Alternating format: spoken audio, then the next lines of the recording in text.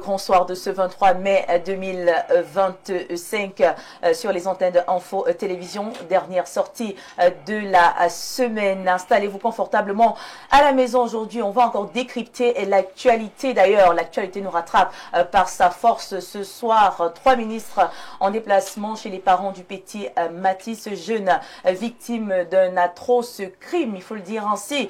Mathis qui a donc qui s'est vu ôter la vie. Cette actualité qui nous permet justement d'avoir un présumé coupable sur Wafo ou encore tonton Blake, père de la slameuse Lidl. Une situation qui attriste, une situation, mesdames et messieurs, qui soulève beaucoup d'émotions. Plusieurs interrogations se posent autour de cette situation. On aura donc le temps d'en parler. Mais également un autre problème, notre urgence qui frappe également les foyers, la vie chère, les prix s'envolent, les citoyens et les familles s'essoufflent. Aujourd'hui, force est de poser également cette question: que fait l'État, mais également quelles sont les solutions concrètes pour essayer de rééquilibrer la vie des citoyens camerounais. On en parle donc tout au long de ces 2 heures de direct sur ce plateau avec vous à la maison, mais également avec nos invités panélistes sur le plateau. Et bien sûr, vos contributions seront également les bienvenues à travers le 692 20 94 36. Vous aurez l'opportunité de réagir uniquement via les messages. Voilà, pour écrire via les messages WhatsApp ou des messages normaux. N'hésitez pas également à réagir sous le lien de l'émission parce que nous sommes également en direct de notre page Info TV Cameroun sur Facebook, mais également sur YouTube. Lorsque tout ceci est dit, découvrons notre panel de ce soir. À ma droite, des visages connus en télévision, ça il faut le noter. Nous commençons voilà, juste tout près de moi. Monsieur Isaïe Ateba, analyste socio-politique. Bonsoir et bienvenue sur notre chaleureux plateau. Bonsoir Andrea, bonsoir à mes copanélistes, bonsoir aux nombreux téléspectateurs d'Info TV. Je suis ravi d'être là ce soir pour discuter des affaires de la société avec tous ces brillantes personnes qui sont sur ce plateau. J'espère qu'on va pouvoir être à la hauteur des attentes des téléspectateurs. Bah, je le pense aussi, hein, parce que vous êtes bien placé, n'est-ce pas, pour nous apporter votre analyse sur ce cas précis qu'on va encore aborder ce soir, le cas du petit Mathis, hein, froidement assassiné, arraché à la vie à 6 ans seulement. Les populations s'interrogent sur la durée, hein, de cette situation. Pourquoi est-ce que l'assassin n'est pas encore derrière les barreaux? Mais je pense qu'il y a un monsieur qui a été arrêté, qui est présumé coupable, et je pense que la justice est en train de faire son travail, parce que ce qui est sûr, c'est qu'il faut qu'on comprenne les circonstances, les raisons, pourquoi cet acte a été commis. Et aux dernières nouvelles, on nous a dit que le présumé coupable semblait perdre la mémoire.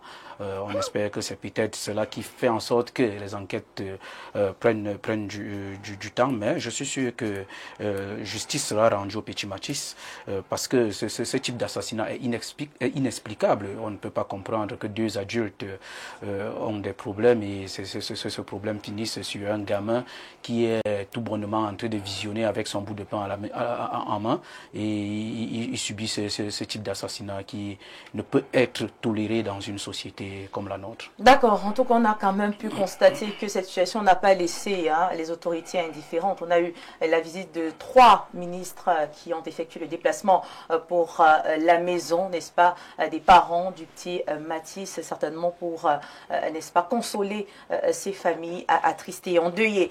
On va donc poursuivre avec notre deuxième invité sur le plateau et également, vous le connaissez, c'est un visage que vous aimez bien en télévision. Lui, c'est monsieur voilà, Léonide Nfouma. Il nous vient de l'UNDP. Bonsoir et bienvenue sur le plateau. Merci, Viviane Andrea, de l'honneur que tu me fais de m'inviter sur ton plateau. Merci à vous d'avoir honoré. Oui, d'accord. Je salue les valeureuses et laborieuses populations de la région du Sud, qui est ma région d'origine, mais plus particulièrement encore celle du petit bourg nommé Ngong-Emisem, qui est à 13-15 km à vol d'oiseau sur la route Ebolova-Kribi lorsque vous passez par Akom 2. Donc c'est aussi pour rappeler aux uns et aux autres que la promesse que le chef de l'État nous a faite relativement à cette route. Nous attendons qu'elle soit tenue. Je salue les militants et sympathisants de l'Union nationale pour la démocratie et le progrès qui certainement, par millions, voire par milliers, nous regardent en cette soirée. Vos téléspectateurs également ont mon bonsoir. J'espère aussi, comme le disait mon prédécesseur en termes de prise de parole sur ce panel ô combien relevé, j'espère être à la hauteur des délicates attentes de vos téléspectateurs. Merci. Voilà, merci à vous d'être là ce soir et d'accepter de nous apporter un plus sur ces sujets d'actualité choisis.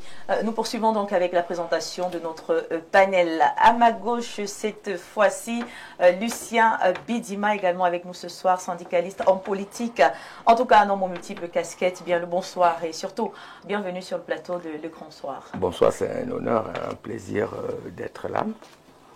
Je voulais féliciter, j'ai promis ça de féliciter les jeunes dames qui exercent dans l'armée camerounaise. Parce que j'ai été ému par le défilé qui s'est passé. Et je me souviens que parmi ces dames, il y a certainement d'autres qui travaillent dans les bureaux, lieutenants, sous-lieutenants, mais qui travaillent avec efficacité et ça fait honneur à notre pays quand on sait aujourd'hui que l'armée contribue beaucoup pour le développement. Mais également l'armée est devenue aujourd'hui une chance, une opportunité de réconciliation, de vivre ensemble, de modèle d'efficacité, de modèle de performance. Donc je voudrais saluer toutes ces jeunes et particulièrement une ou deux lieutenants, ils vont se souvenir de ça, et peut-être même une capitaine, mais j'ai vraiment beaucoup apprécié. N'hésitez pas. Hein. Allez-y. C'est dire, non, ce sont des gens qui me marquent beaucoup parce que je côtoie beaucoup l'armée. Hein. Je vis avec l'armée. Donc j'ai quand même dit, j'ai quand même promis que dans votre émission, je vais les saluer. Alors, mais je dis, c'est formidable. D'accord. Et je voudrais quand même, il y a un colonel qui fait un travail formidable, le directeur des domaines militaires, et on ne peut pas passer par là sans féliciter le ministre Betty Assom, qui fait un travail extraordinaire.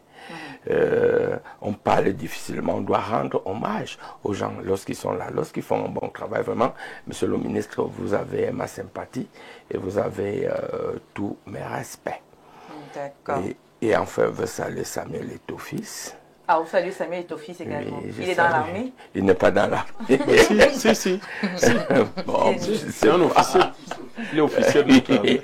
Mais non, j'ai quand même décidé de saluer Samuel Eto'o-Fils. Vous savez, on ne fait pas trop honneur à nos méga stars. Je ne parle pas du président de l'Africa Foot, je ne parle pas, mais je parle de Samuel.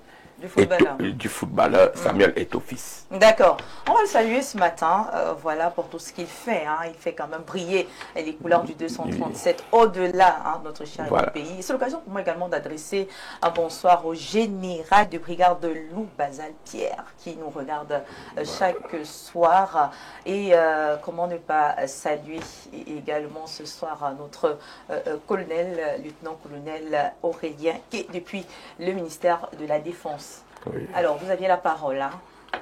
Nous avons des sujets très intéressants ce soir. On va revenir d'ailleurs sur cette affaire Matisse. Les Camerounais semblent impatients. On a néanmoins eu la visite voilà, de 3 ministres, 3 membres du gouvernement qui ont effectué le déplacement pour voilà, la maison des parents du jeune Matisse.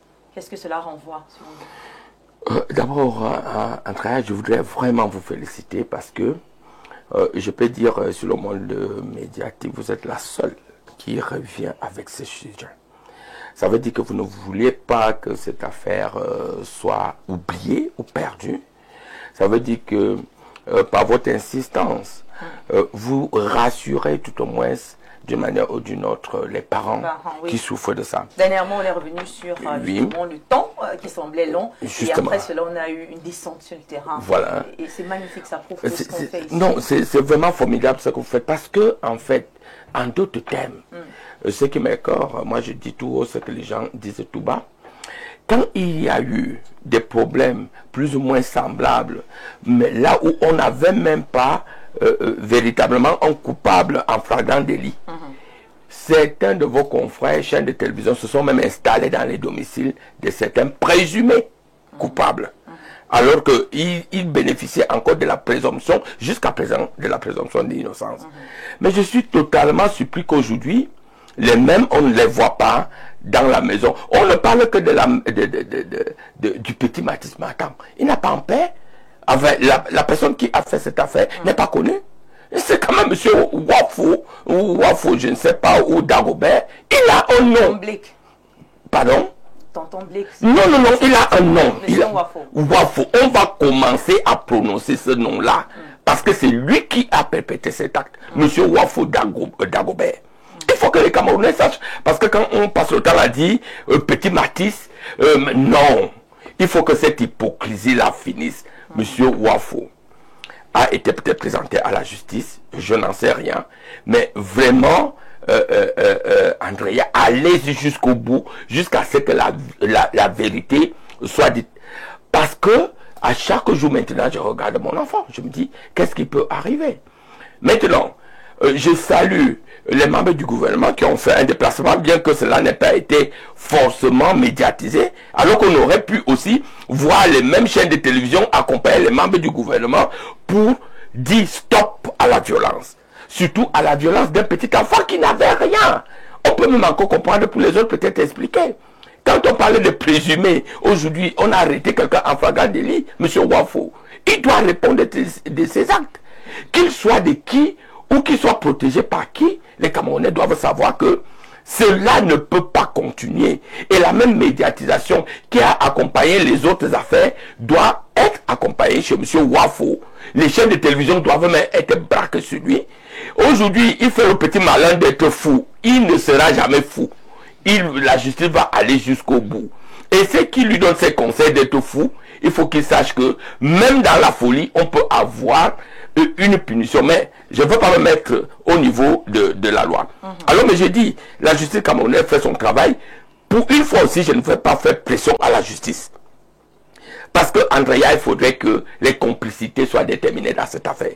Parce que c'est monsieur qui se dit fou aujourd'hui, qui dit qu'il n'est pas dans une loge, dans une secte, où il est venu pour accomplir certains actes, pour bénéficier à tel ou tel. Donc, il faut laisser, pour une fois, la justice faire son travail. Il a déjà été présenté devant certaines Oui, j'ai dit, allez jusqu'au bout. C'est-à-dire présenter devant le procureur et qu'on ouvre les débats au niveau de la procédure. Et que finalement, on arrive à avoir une sentence juste.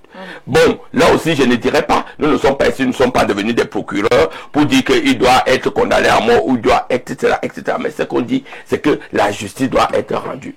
Alors, mais maintenant, moi, je vais embrayer la semaine prochaine, je compte aussi aller visiter cette famille. Et je dis, si personne ne prend le pas, je vais créer un collectif pour défendre la justice, la liberté, au moins des parents de ces petits enfants pour qu'ils se sentent aussi soutenus, autant soutenus qu'on nous a fait croire dans les autres affaires. Donc, je voudrais qu'il y ait la même solidarité. Que ce soit au niveau du gouvernement, Dieu merci, les membres du gouvernement ont pris du pas. Je voudrais que la même témérité que vous faites ici, Info TV, il faut féliciter M. Mbengue, il faut vous féliciter. Que les autres médias qui ont l'habitude de nous montrer comment ils peuvent faire des directs pendant 8 heures de temps pour tel ou tel problème, que les mêmes médias prennent aussi le relais pour condamner ensemble la violence qui ne peut pas être acceptée et acceptable parce que nous tous, nous sommes des pères ou des mères d'enfants. D'accord, voilà, merci beaucoup. C'est vrai qu'on est pratiquement entré dans notre premier sujet, notre mise en bouche. Je rappelle que notre quatrième invité est Tonchma et va nous rejoindre certainement avec quelques minutes de retard. Le directeur de publication de l'élite, M. Essomba Abena, qui va donc rejoindre le plateau ce soir. Donc, suite au drame ayant coûté la vie au jeune Mathis, vous l'avez compris, c'est notre premier sujet d'actualité. On a donc 3 ministres qui ont effectué le déplacement pour la maison des parents du petit Mathis. On a le ministre de la promotion de la femme et de la famille, Marie-Thérèse Abena Ondoa, son homologue de la recherche scientifique et de l'innovation, Madeleine Tuente, et ces deux ont précédé justement le ministre des Affaires sociales, Pauline Irène Nguélé, Pauline Irène Nguélé. Aujourd'hui, forcément, c'est un geste qui touche voilà, les populations. C'est une démarche rare, je viens de le dire, une démarche symbolique, mais un peu controversé pour certaines personnes. Et également, on va donc essayer d'en parler, en tout cas, avec nos invités sur le plateau. Je vais commencer par notre invité de droite, de sociopolitique. Voilà, vous êtes sociologue. Alors, selon vous, comment est-ce que l'on devrait interpréter? Pourquoi est-ce que cette visite a eu lieu? Est-ce que c'est un acte de compassion ou voilà, cela devrait être assimilé à de la politique? Selon vous, pourquoi est-ce que cette visite s'est effectuée? Je vais dire que c'est une visite qui est nécessaire. On ne va pas forcément mettre la politique, même si ce sont des hommes politiques, parce qu'un ministre, c'est une personnalité politique, mais c'est un geste qui doit être fait, parce que nous sommes là dans le cas d'une situation grave, d'un meurtre d'un enfant de 6 ans, de 7 ans, et vous savez que ça peut entraîner des tensions. Et je pense que ces ministres qui se sont rendus là-bas, c'était aussi pour apaiser les cœurs, parce qu'il faut le dire, on doit apaiser les cœurs. Et quel est l'impact, donc, quel est l'impact de cette visite?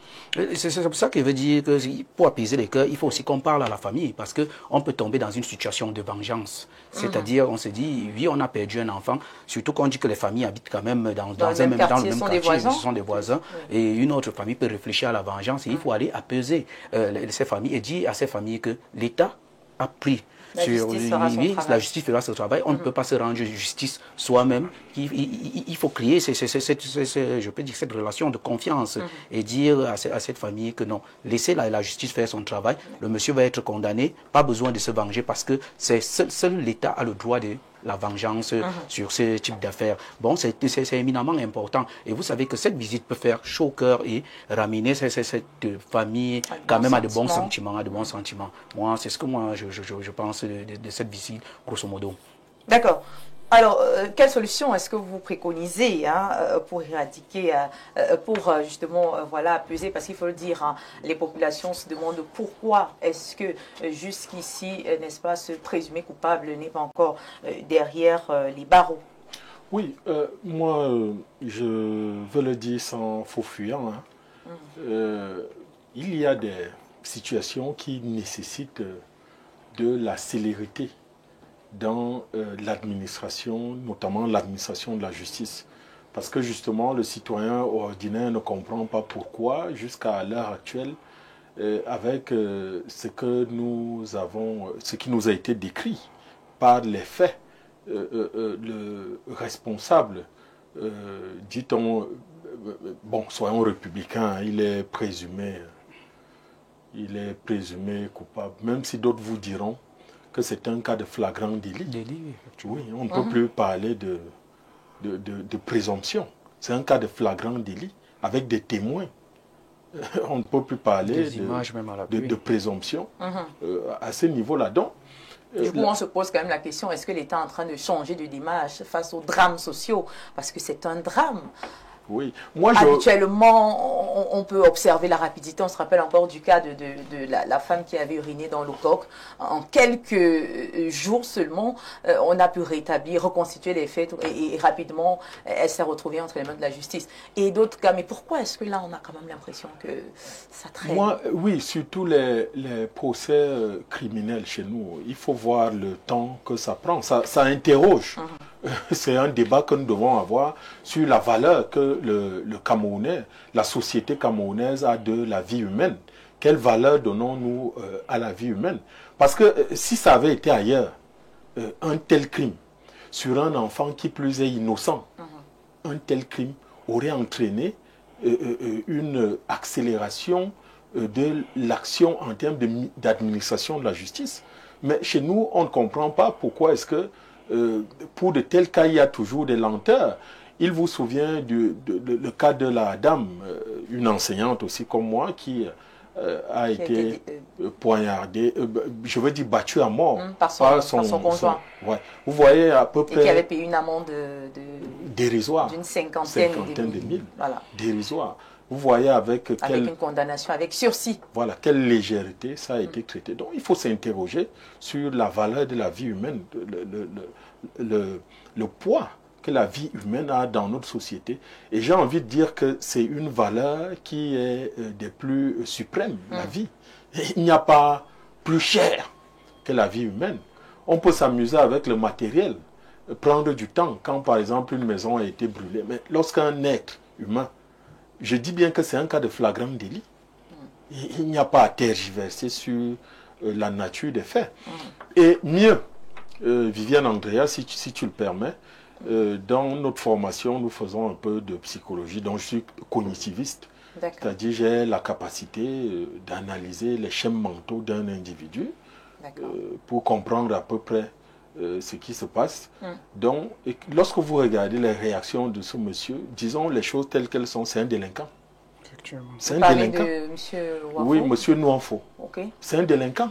Il se comporte exactement comme les caïds que nous avons dans nos quartiers. Et lorsque vous avez un délinquant, mais c'est un cas qui doit très rapidement être extirpé de la société, ne serait-ce que de manière conservatoire, en attendant que finalement la justice soit dite.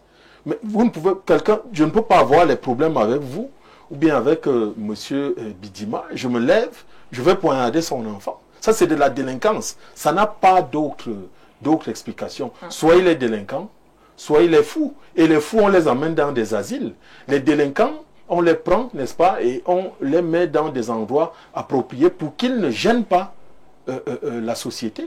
Ça, il faut que la justice passe et qu'il y ait de la célérité dans l'administration de la justice. Et ça, M. Bidima le disait tout à l'heure, les Camerounais ne comprennent pas.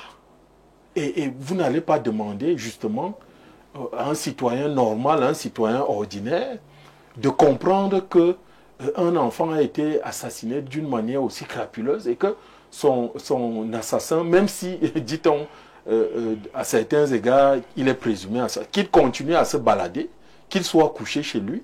Je dis bien, c'est des deux cas que j'ai indiqués, l'un, soit il est fou, et les fous, on sait où on les garde. Ce n'est pas dans des milieux où vous et moi, qui sommes entre guillemets supposés normaux, nous sommes. D'accord. Mais qu'est-ce que vous pensez concrètement, c'est cette visite, puisque ce matin on essaye de s'intéresser à cette visite-là, au-delà justement de la situation.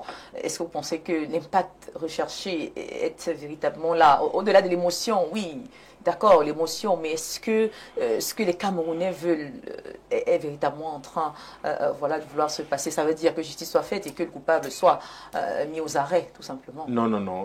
Ce que les Camerounais veulent, c'est qu'il y ait de la célérité dans la gestion de ce cas. Bon, mais maintenant, la justice est quand même indépendante dans notre pays.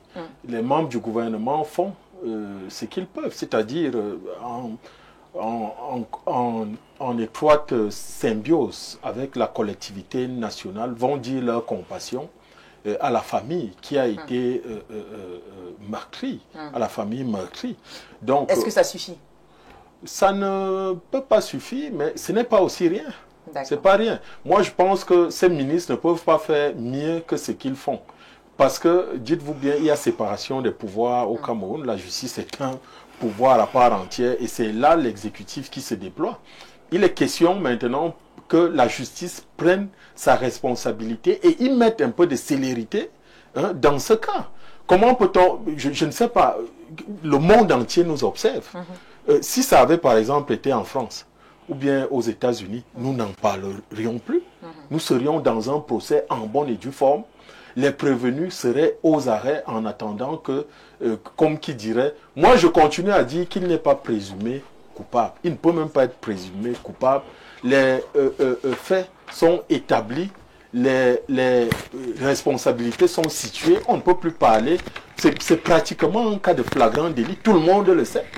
Donc, nous, on ne comprend pas pourquoi la justice n'est pas encore passée jusqu'à présent. D'accord. Voilà, merci beaucoup. On va passer la parole à Lucien Bidima, toujours sur notre sujet de mise en bouche. Doit-on penser que la justice sociale, que la politique sociale est donc plus urgente que la politique judiciaire, quand on sait que ce présumé coupable n'est toujours pas déféré à la prison centrale de Kodingui?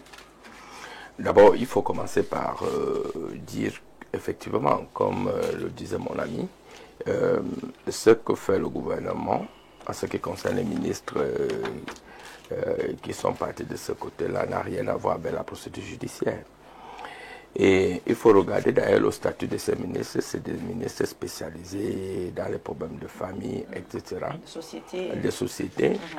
Mais moi, je disais déjà que ce n'était même pas suffisant, d'autant plus que je continue à insister là-dessus. Vous avez vu des cas ici qui ont mobilisé toute la nation camerounaise. Ou même, souvenez-vous, même au plus haut niveau de l'État, il y a eu, disons, l'appropriation du problème. Et cela a rassuré tout le monde. Et c'est pour cela que je dis qu'il faut qu'on continue à le faire. Mais maintenant, en ce qui concerne la justice, c'est incroyable, vous qui m'apprenez ici que ce monsieur-là se balade encore. Si ce monsieur se baladerait, vraiment, c'est que c'est la pire des choses qu'il le serait. D'une manière ou d'une autre, ce monsieur doit être mis aux arrêts. Ne serait-ce que quand on vous met au niveau de la prison centrale, c'est pour que les enquêtes continuent. Ne serait-ce même que pour sa propre sécurité. Parce que pour sa propre sécurité, ce monsieur devrait déjà être en prison. Ou alors être gardé en attendant que peut-être la procédure du procureur qui va signer un mandat de dépôt y soit pour qu'il soit déféré. Mais il ne faudrait pas qu'on arrive à narguer la population ou bien la famille ou alors l'opinion nationale et internationale qui pense quand même que dans ce pays, et je suis parmi ceux-là, qui continuent à croire que dans ce pays, il y a les libertés, que dans ce pays, il y a la séparation de pouvoir. Dans ce pays, la justice peut aller un peu plus vite dans la célérité en ce qui concerne la résolution d'un certain nombre de problèmes. Alors, mais je dis, faisons cette confiance à la justice, mais dans des cas comme ceci, on ne peut même plus tellement évoquer totalement la séparation de pouvoir qui existe entre la justice et le ministre de la Justice était membre du gouvernement, soit. Et quand on regarde en filigrane la politique sociale du président de la République, il veut l'égalité, il veut la justice, il veut la paix. Et c'est cela, tout cela participe au fait qu'il ne faut pas dissocier les problèmes. Et je continue aussi à insister là, Andrea. Pourquoi quand c'est pour les autres, on en parle, on va très vite, on fait de ça un spectacle où tout le monde est informé. Pourquoi quand c'est pour d'autres personnes, on ne peut pas arriver avec une telle efficacité, une telle célérité? Ce n'est pas acceptable et ce n'est pas juste. La justice doit être juste partout, pour tous. Nul ne peut se prévaloir aujourd'hui être au-dessus de la justice. Donc je dis, ces petits enfants-là, nous devons tous suivre ce problème. Mais j'ai dit, vous les médias, je continue à vous accuser. Parce que c'est pour ça que je vous félicite. Je n'ai pas vu le tel engouement dans les autres médias. Quand on sait aussi que les médias, étant un quatrième pouvoir, ont une possibilité d'amener les gens qui gouvernent ce pays à faire un certain nombre de choses, à aller dans la célérité. Vous croyez vraiment que si aussi on avait les caméras braquées sur M. Wafo, dans sa maison, voir comment il est dehors, je crois qu'aujourd'hui, ce monsieur-là serait à Coligny. Donc je dis, il faut aller dans tous les sens. De pression, même s'il le faut, de pression positive. Bien entendu, il ne faut pas... Par pression positive? Non, pression positive, c'est-à-dire qu'il ne faut pas aller dans le règlement de compte. Parce que il ne faut pas aller à dire qu'on va aller brûler la maison de M. Wafo, on va poignarder sa fille qui est artiste ou bien sa femme, je ne sais pas. Il a si les Camerounais ont le sentiment que la justice ne passe pas, ils peuvent arriver à de telles extrémités. Non, c'est pour cela que j'ai dit, oui, j'ai dit que il faut aller dans le sens de la célérité pour apaiser les Camerounais et pour la propre sécurité de Wafo et sa famille. Parce qu'aujourd'hui, on ne le comprendrait pas. Bon, alors moi, je reviens au niveau de la famille. Vraiment, cette famille est méconnue.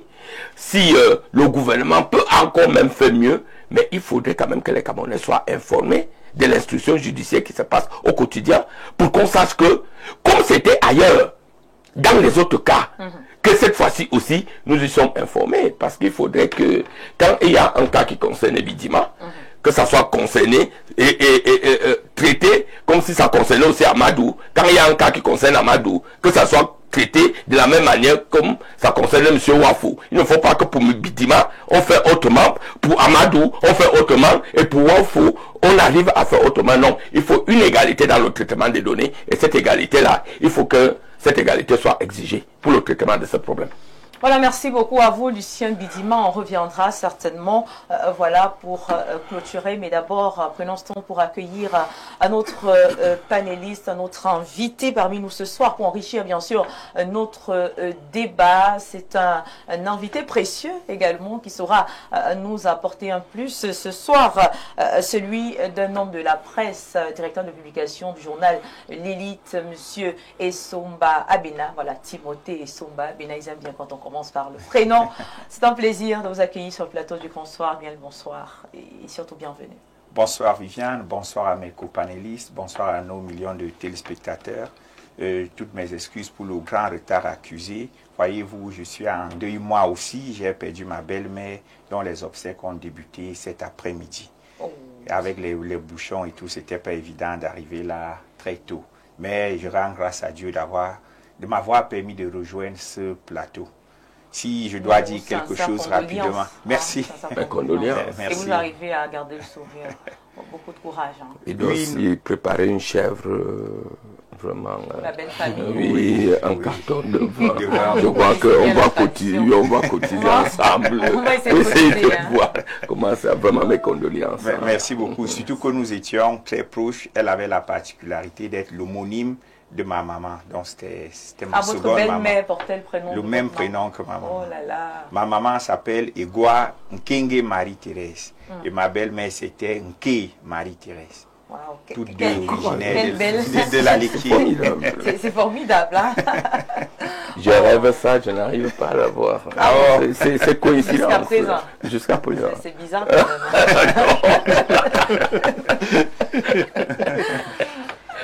Alors, si je peux dire un mot sur le sujet de la mise en bouche, je vois la thématique, quelle symbolique. Je dirais que du fait de la posture, de la qualité des acteurs, de certains acteurs impliqués dans cette affaire, le drame a pris une connotation nationale. Et je salue les efforts des membres du gouvernement qui s'y sont rendus. Je salue le maire de Yaoundé 6 qui s'y est rendu aussi et quelques hommes de médias. Nana. Oui. Donc, nous sommes là effectivement dans la symbolique de la compassion nationale. Mais je vais garder, après beaucoup de temps, un peu de réserve sur certaines choses qui ont été dites ici comme ailleurs pour dire que déjà M. Ouafou n'est pas en toute liberté. M. Ouafou est gardé à la PJ pour complément d'enquête, ce qui est tout à fait normal dans le cadre d'une procédure comme celle-ci où la justice populaire est intervenu bien avant. Il a échappé à la justice populaire. Oui, il a échappé à la justice populaire, ce qui a fait qu'il ait beaucoup de séquelles, des séquelles qui font que, à son réveil, il a excipé le fait qu'il ne se souvenait pas de tout. C'est assez cruel, mais c'est la procédure judiciaire. Et je ne voudrais pas que l'on se mette à mettre la pression à l'instruction, qui se veut secrète d'après le code pénal.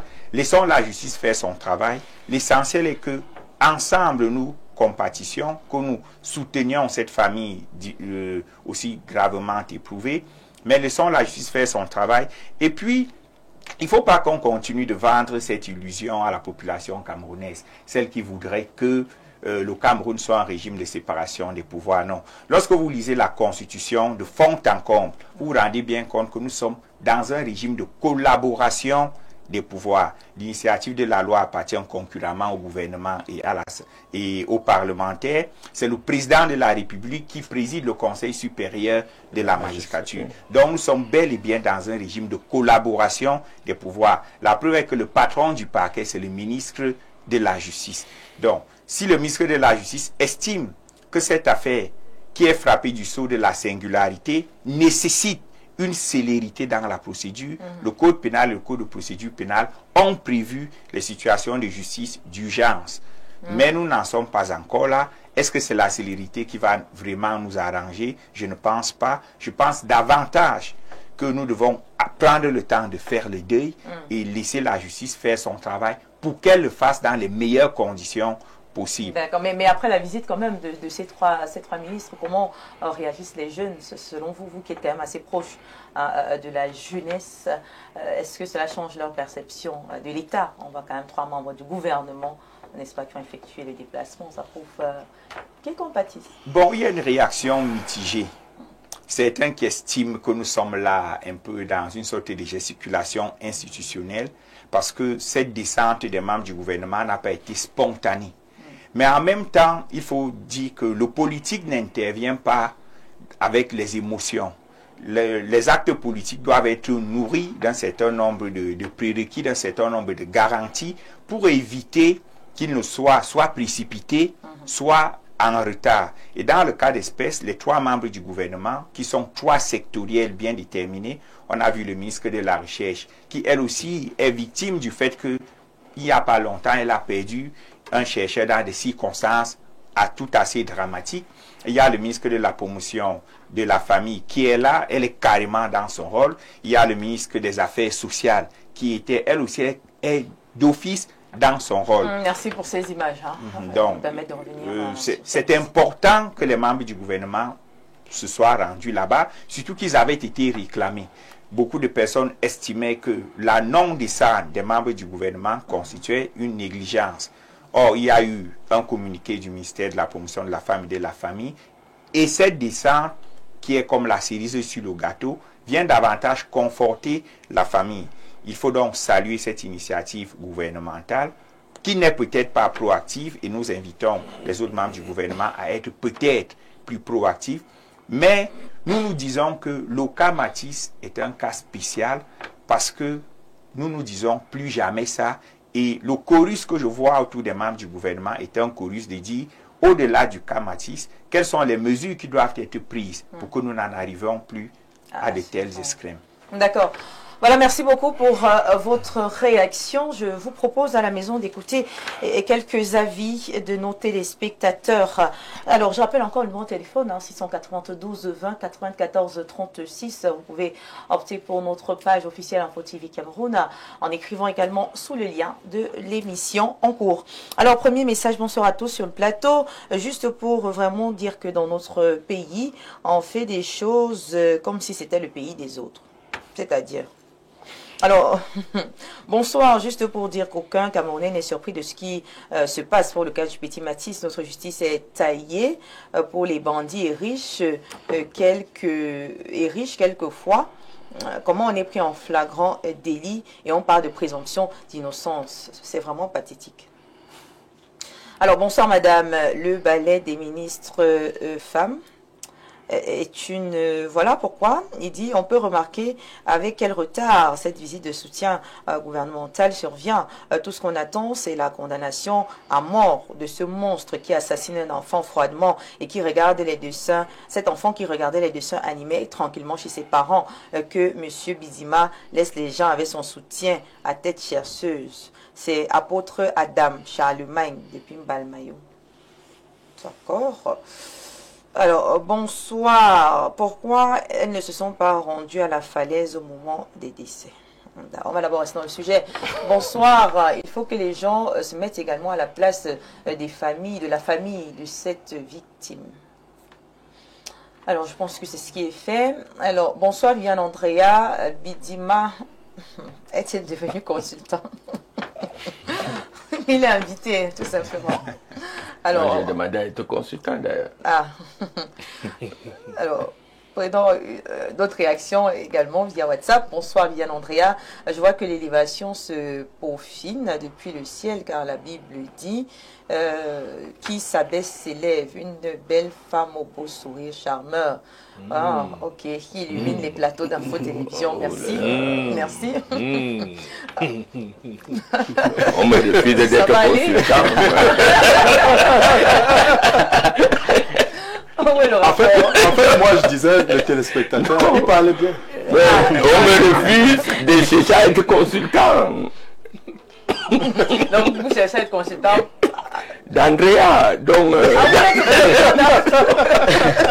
n'est pas sérieux. Consultant d'Andrea. Consultant spécial d'Andrea. Suivons avec la lecture de ce message. Hein. Il dit concernant la thématique, on peut déployer tout un arsenal ministériel. Ça ne ramènera pas ce petit à la vie. L'État devrait faire son travail. Et s'il avait fait son travail comme il se doit, on n'en serait même pas là. Toutes ces visites ministérielles ont un caractère, selon moi, politique.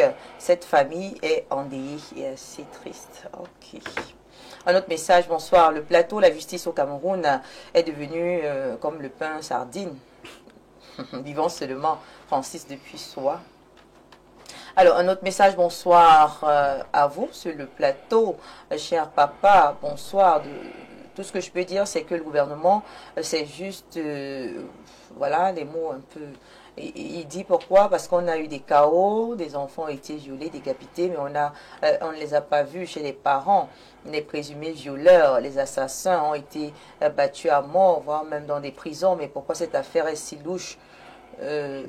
Voilà, pourquoi cette affaire est si louche? Et voilà, on n'est plus en sécurité, franchement, on n'est plus en sécurité. Que la justice s'applique. Moi, je dis que tué par l'épée, périra par l'épée. Quand ce monsieur, qu'on le brûle, car le garder partout à la PJ ne signifie rien, au point de dire complément d'enquête. C'est maintenant qu'on connaît les gros mots. Bon, monsieur Onana de Yaoundé, on pense que la justice est quand même en train de faire son travail. Hein.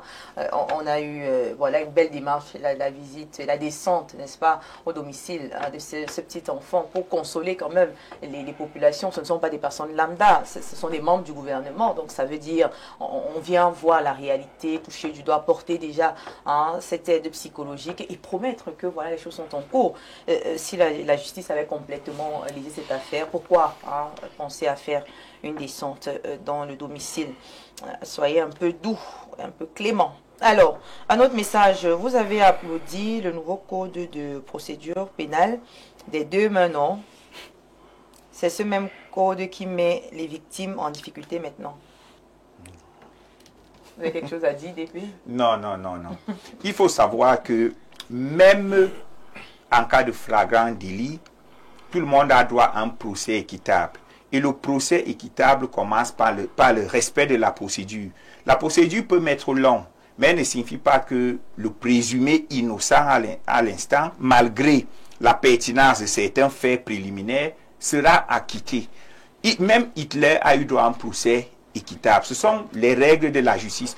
On ne peut pas soigner une injustice en commettant une autre injustice. Donc, restons pondérés, restons dans le deuil, et faisons confiance à la justice. Une chose est sûre, c'est qu'au regard des faits, tels que constatés, tels que racontés, ce monsieur, il va tourner, mais il finira en prison. Il est strictement, même s'il plaide la démence passagère qui est prévue dans le code pénal, il ne peut pas échapper au geôle dans cette affaire. Donc, restons juste patients. Ça ne sert à rien de surchauffer au point de lever certaines inhibitions qui vont peut-être conduire certaines personnes à aller même faire un sit-in à la PJ ou un sit-in à la justice. Non. Donc, oui. Moi, je voudrais y coller un mot en disant, bon, nous sommes dans un débat. Nécessairement, c'est évident qu'on ne peut pas être d'accord sur tout. Oui, moi, je continue à dire que nous sommes là face à un cas qui a quand même soulevé l'émoi et la consternation au niveau de toute une nation.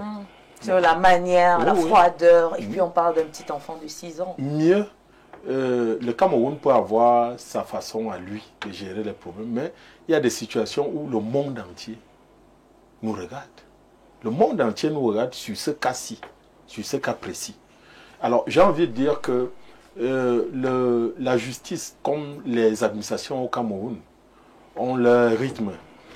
Un rythme que nous décrions tous à longueur de journée. Mais j'ai envie de dire, à problème spécial, réaction spéciale. Réaction vraiment spéciale. Il n'y a pas ici à chercher midi à 14h. On sait à peu près ce qui s'est passé. On sait qui a fait quoi, où, comment. Vous avez vu, lorsqu'il a fallu mettre les criminels, n'est-ce pas, face à la justice au Cameroun, le chef d'État a créé tout un tribunal pour eux, pour ces gros criminels à col blanc. Alors je me dis aussi, Monsieur Abena disait tout à l'heure qu'il y a collaboration entre les administrations. C'est peut-être possible. Mais il vous souvient la lettre que le ministre de la Justice a faite au juge camerounais, lui demandant de ne subir aucune pression de quelque autorité politique, fût-elle ministre ou pas. Donc, c'est pour dire que nous nous sommes engagés et certains peuvent quand même à certains égards dire que dans son administration, la justice camerounaise bénéficie quand même d'une certaine liberté. Et de ce point de vue-là, j'ai envie de dire que c'est une administration et donc un problème spécial, un problème qui soulève les mois de la nation. Il faut de la célérité dans les gestes. Ce n'est pas impossible, monsieur Abena. Ce n'est pas impossible. Il suffit juste d'y mettre un peu de volonté et ça va se faire. D'accord. Et je crois que si nous y mettons même de la célérité, ce sera pédagogique. Les gens vont comprendre que si je fais ce que le type s'y a fait là, on ne va pas s'amuser avec moi, ça va aller très rapidement et ça va refréner certaines ardeurs.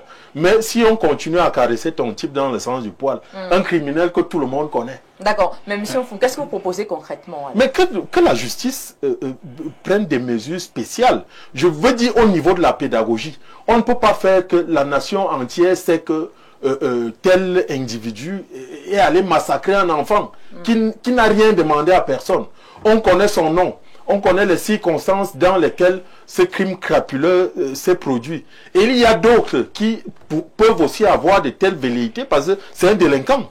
Sur le plan de la pédagogie, il faut aller vite pour refréner certaines ardeurs dans le quartier. D'accord, c'est bien compris. Merci beaucoup, M. Isaïe Atiba. Moi, ce que je veux dire, Mme Andrea, c'est qu'il faut parfois, quand on a ce type de problème, que la justice prenne le temps de s'exprimer. Parce qu'ailleurs, on voit quand même que quand il y a un certain niveau, il y a un type de problème, la justice fait quand même des conférences de presse. Donc, vous relevez un manque de communication. Parce qu'il peut y avoir un problème que nous, le grand public, nous ne connaissons pas. Et peut-être ce problème fait en sorte que la justice n'aille pas rapidement. Mais le DP nous rappelait que c'est quelque chose de confidentiel quand même quand on... Non, même si c'est confidentiel, mais il y a quand même des pans qu'on peut quand même expliquer pour que le peuple comprenne aussi, parce que c'est aussi ça, parce que c'est pas un problème comme les autres. On pourrait donner certains indices qui pourraient freiner à un moment donné à l'enquête. Non, pas freiner. Je pense pas que ce soit un type d'enquête où il y a beaucoup de choses de confidentialité, il y a une certaine confidentialité qu'on peut encore émettre ici. Ben, mais que sait-on, M. Wafo pourrait avoir tout un gang derrière lui. On ne sait pas, peut-être est-ce que la justice cherche.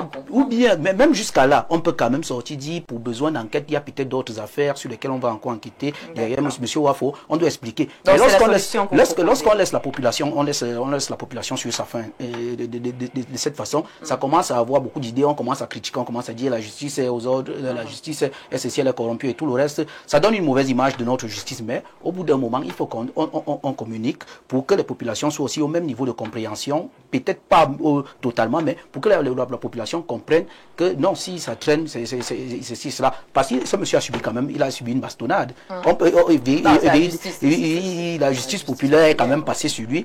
Peut-être qu'il peut aussi véritablement avoir des séquelles, mais on en doute ici. C'est-à-dire on appelle un médecin qui se rend compte qu'il est peut-être pas cohérent dans ses réponses, et ainsi de suite. Il faut se rassurer et que le médecin peut-être a établi un document qui dit que peut-être il n'est pas encore apte à passer devant la justice.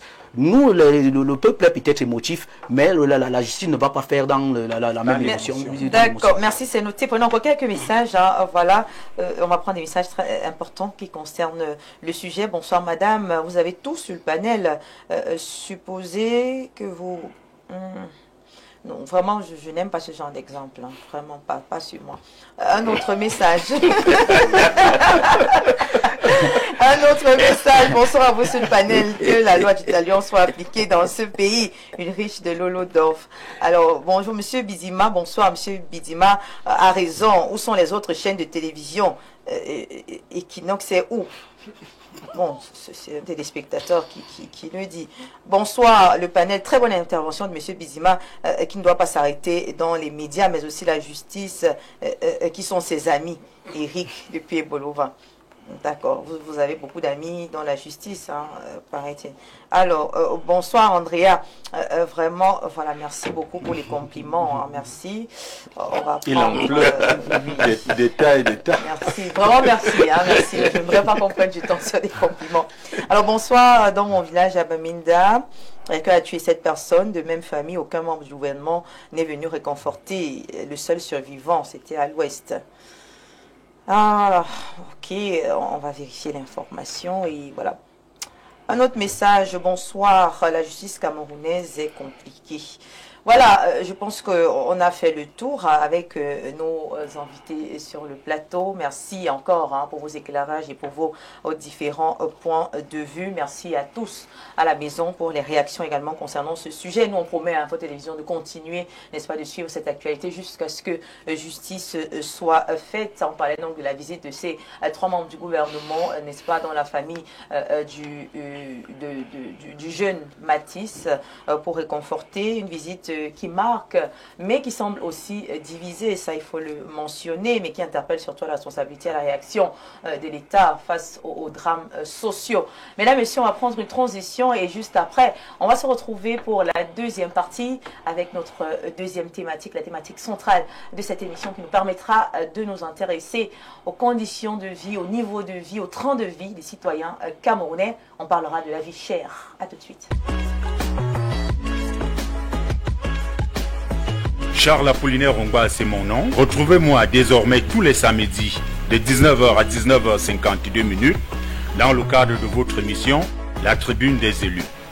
La Tribune des élus est cette émission dédiée à la mise en avant des collectivités territoriales décentralisées et mettant en lumière les réalisations des élus. Pour cette première sortie, Prosper Parfait Bassi Bessala est notre invité. Majesté Bassi Bessala Prosper Parfait. Je suis ingénieur de génie civil de formation, chef traditionnel, maire de la commune de Moneta. La Tribune des élus, dès ce samedi 19h00 sur Info TV.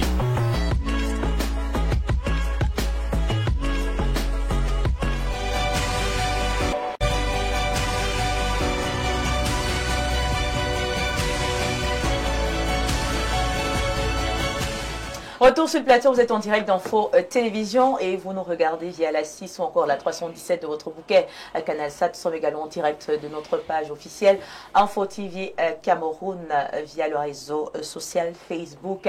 C'est l'occasion également d'annoncer qu'après ce programme Le Grand Soir, vous aurez sur les mêmes antennes Jean-Jacques Zeu avec son invité spécial, le docteur Hilaire Kamga, qui aura donc justement à travers l'émission À vous la parole, l'occasion de s'exprimer, connu comme porteur de l'offre Orange. Dr Hilaire Kamga vient donc de faire entendre sa voix dans la perspective de la prochaine élection présidentielle radicalement opposée au régime. Voilà, Biya, il propose ce qu'il a baptisé Solution 25. Quel en est le contenu? L'expert des questions électorales à l'occasion de coller son regard d'expert sur les débats en cours. On parlera donc forcément de mandat impératif, de transhumance politique et de bien d'autres choses. C'est un programme à ne surtout pas manquer entre 21h et 22h30 sur Info Télévision. Et voilà, lorsque ceci est dit, mesdames et messieurs, vous avez désormais les programmes de toute cette soirée. Revenons donc sur notre sujet d'actualité. Voilà, de ce soir, c'est la thématique centrale. Nous parlons de la vie chère au Cameroun. Et ce matin, on essaye de trouver, ce soir, on essaye de trouver quelques solutions avec nos invités sur le plateau. Ça fait quand même beaucoup de problèmes dans un contexte de hausse des prix sur les denrées de base, des loyers étouffants, des transports devenus inaccessibles. La vie chère pèse lourdement, ça vous le savez, sur les ménages. Et les pouvoirs publics semblent peiner à proposer quelques solutions. Ce soir, on a décidé d'en parler et avec notre panel, essayer de trouver, de proposer des solutions. Alors, on va commencer comme à l'accoutumée, à la droite. Quelles sont selon vous les causes profondes voilà, de cette vie chère, cette flambée des prix? S'il faut répondre aux causes profondes de cette flambée des prix, surtout au niveau du Cameroun, concernant d'abord les denrées, on va dire que c'est d'abord un problème de production locale, parce qu'il y a un souci avec la production locale, le Made in Cameroun. Et c'est ça qui crée un peu le souci, parce que vous allez voir, généralement, on importe beaucoup de choses qu'on prend à l'extérieur pour venir revendre aux consommateurs dans le pays. On a eu des soucis ici avec le riz. À un moment, à cause de la crise russo-ukrainienne, on nous a dit qu'on ne pouvait pas consommer du riz. Il a fallu qu'une délégation quitte l'Afrique pour aller voir comment on pouvait avoir ces denrées qui viennent de l'extérieur. Et au-delà de la production, on va aussi dire maintenant qu'il y a même production, comment on achemine cela, comment on fait pour transporter les produits venant des villages pour les villes, parce que moi je suis de l'Est Cameroun, et chez moi à l'Est il y a parfois des camions qui font des jours et avec des régimes de plancton qui pourrissent sur les routes. C'est-à-dire qu'une personne part au village, va acheter ses produits pour venir avec en ville, ne peut pas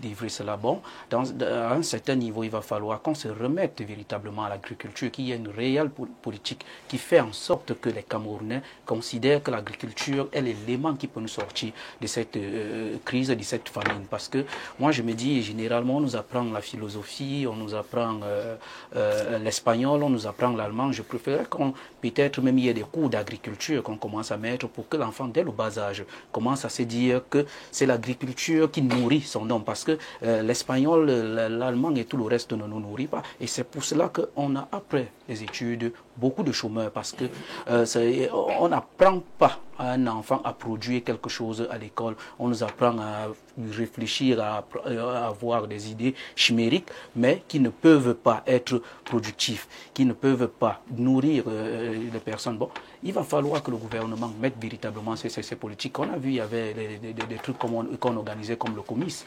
agropastoral, mais on voit aujourd'hui que ça n'a véritablement pas porté des fruits. Et jusqu'à présent, il y a même encore des tracteurs en brousse qu'on a commandés, mais qui n'ont jamais été utilisés pour la production agricole. Il va falloir qu'on se penche dessus, que le gouvernement prenne à bras le corps la production agricole, et l'industrialisation aussi, de l'industrialisation, parce que c'est aussi ça le problème. On produit, on transforme. Et quand on ne peut pas transformer nos produits, que ça peut être transformé ailleurs, quand ça revient plus cher. Essayez d'imaginer quand on vend le cacao, on vend le kilo du cacao à quel prix. Lorsque le kilo du cacao, 1 kilo de cacao part là-bas, ça fait 4, 5, 6 mambo. Quand on revient avec le mambo, c'est 2 fois ce que, 3, 4 fois ce qu'on a vendu.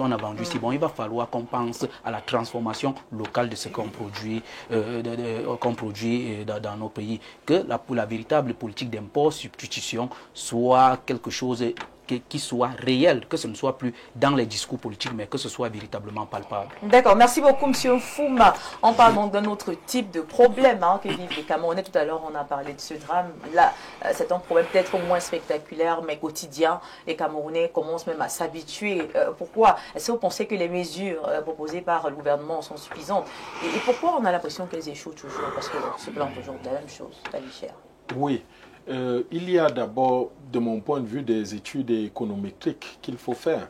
Modestement, je suis fonctionnaire de la République et donc, lorsque je regarde mes revenus relativement aux charges que j'ai au quotidien, ils sont dissymétriques, ces revenus-là. Donc, il y a un effort à faire sur le pouvoir d'achat.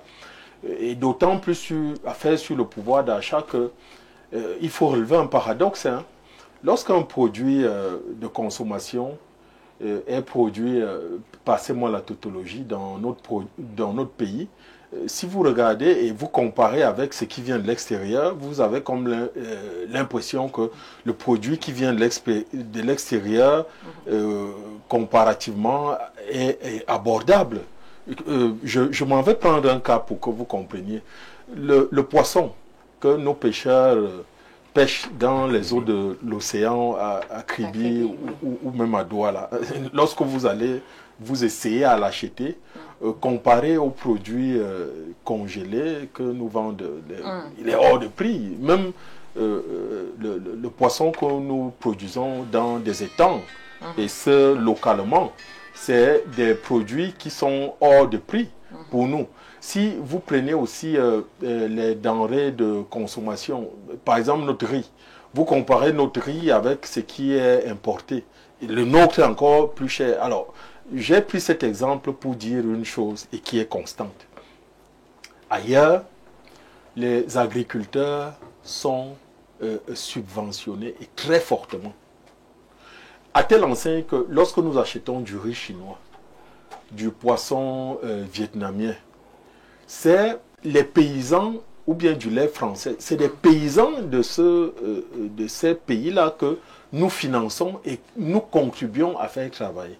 Donc le gouvernement doit comprendre que tant que la ménagère d'Obala ou d'Engon et mon village va continuer à produire son plantain, l'amener au marché pour qu'il pourrisse, sans qu'elle n'ait de mesures de compensation, elle ne va pas continuer à produire.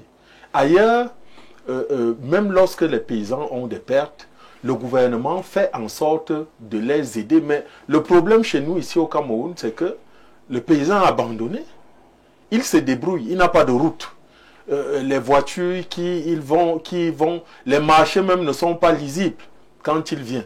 Donc, ça fait que, avec la concurrence qui vient de l'extérieur, parce que c'est des produits qui sont fortement subventionnés, quelqu'un va se rendre compte que, bon, je peux même payer un sac de riz et puis je n'ai pas besoin de moyens spéciaux pour conserver ce riz qui me vient de l'extérieur, comparé au plantain que je vais aller acheter et qu'on sort et qui me coûte des yeux de la tête. Vous voyez que le riz est compétitif. Et à vouloir tout le temps extravertir notre économie, ça fait en sorte qu'on ne peut pas jouer sur les prix. On ne peut pas jouer sur les prix. C'est les prix du marché international qui nous seront imposés. Donc, comme ces prix connaissent une appréciation avec les différentes crises et consorts, le carburant et tout qui augmente, ça se répercute sur notre table.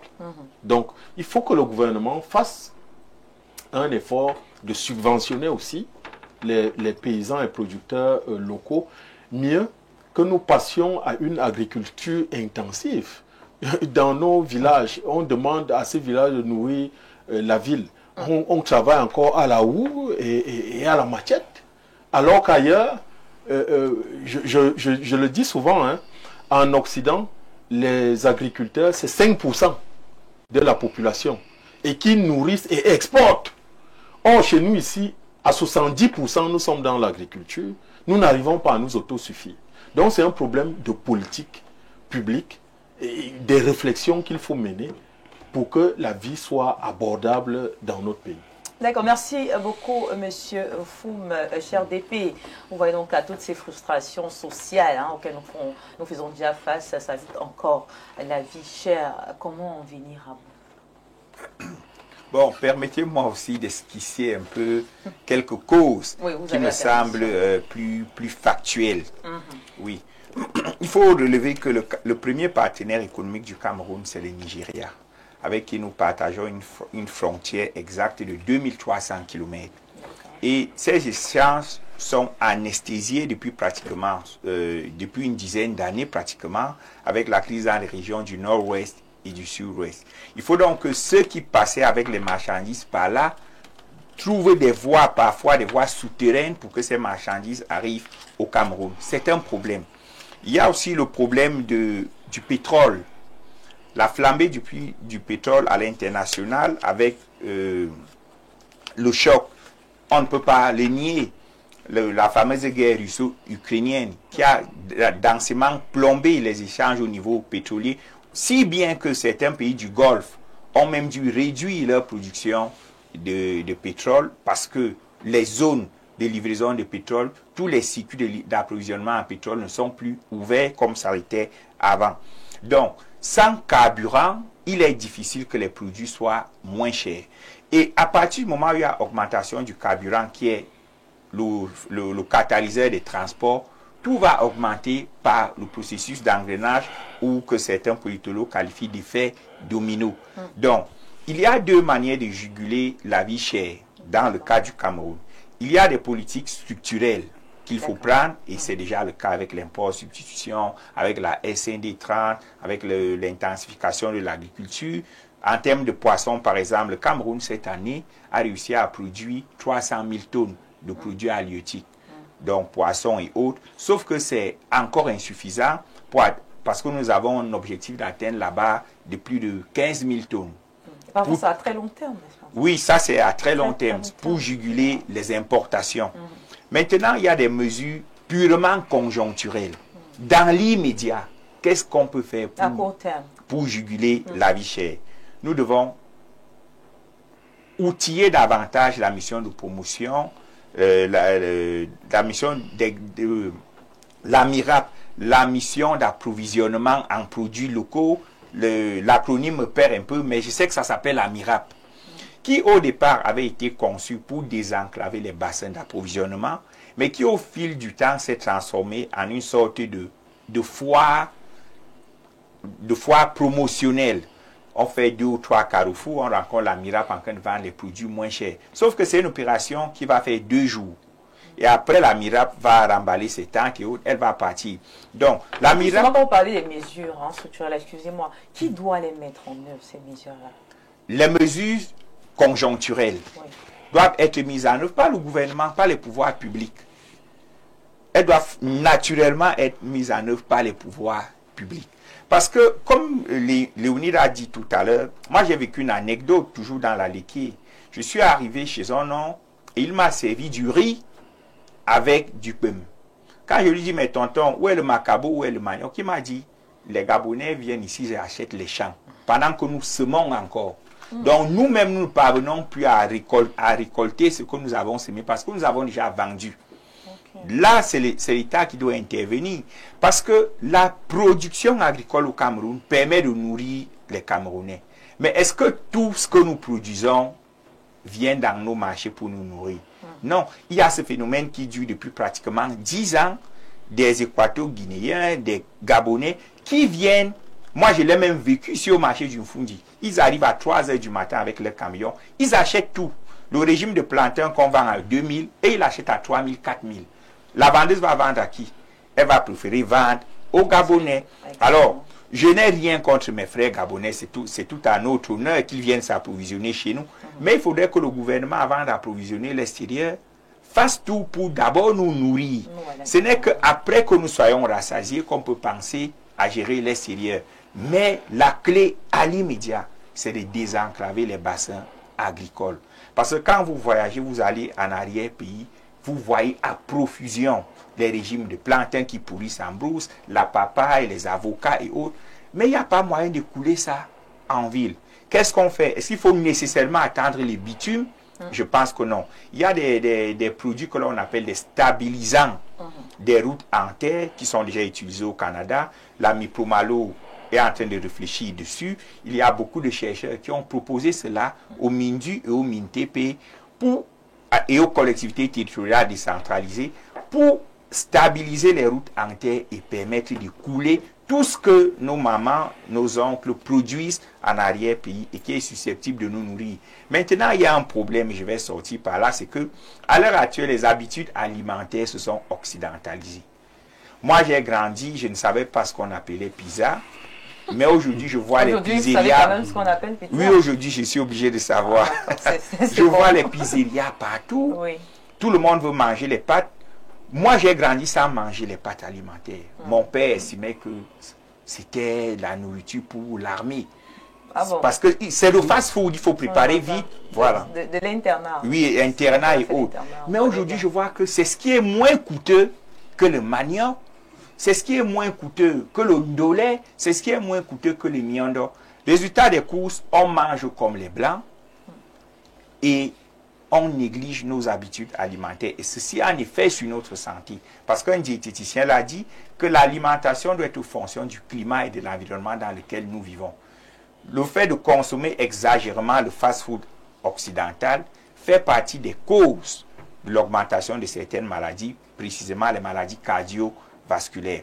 Donc, la question de la vie chère pose un problème global qui mérite donc que ce soit le gouvernement qui l'adresse de façon globale aussi. Parce qu'il y a même des effets sur la santé. Ça devient un problème même de santé publique. Et permettez-moi de grignoter encore 2 secondes sur la question des loyers.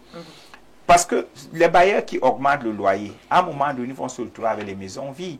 L'immobilier n'est plus le meilleur business aujourd'hui. Parce que voyez-vous, si les gens n'ont pas l'argent pour payer, qui va payer vos maisons? Personne. Donc, il faudrait que le gouvernement ait les clés en main. Il y a des mesures telles que les petites augmentations de salaire, l'augmentation des allocations familiales et autres. Pourquoi pas l'institution d'un 13e mois? Il faut à tout prix qu'on injecte un peu de la ressource dans l'économie pour desserrer les taux et oxygéner un peu l'environnement qui en réalité devient asphyxiant. D'accord, merci beaucoup. Vous avez donc évoqué justement la MIRAP, voilà, qui est la mission de régulation des approvisionnements des produits de grande consommation. Donc avec M.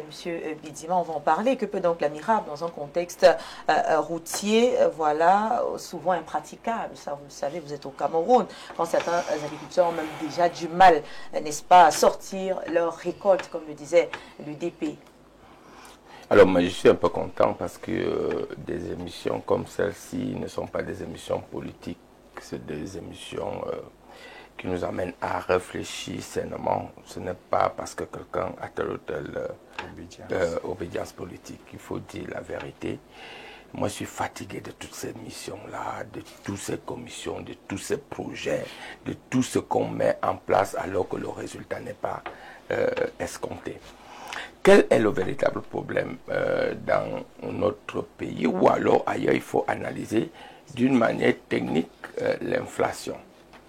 L'inflation que nous sommes en train de subir, le DP l'a dit, a des causes internes et des causes extérieures. Inflation à tous les niveaux. Hein. Oui, oui.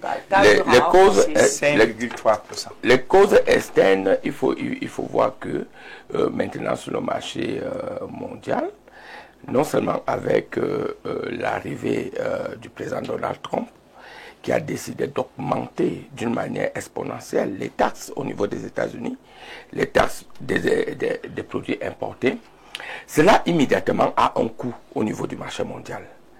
Et cela peut se répercuter parce que les économies occidentales se tiennent, et comme nous ne produisons rien, nous prenons tout de toutes ces économies-là.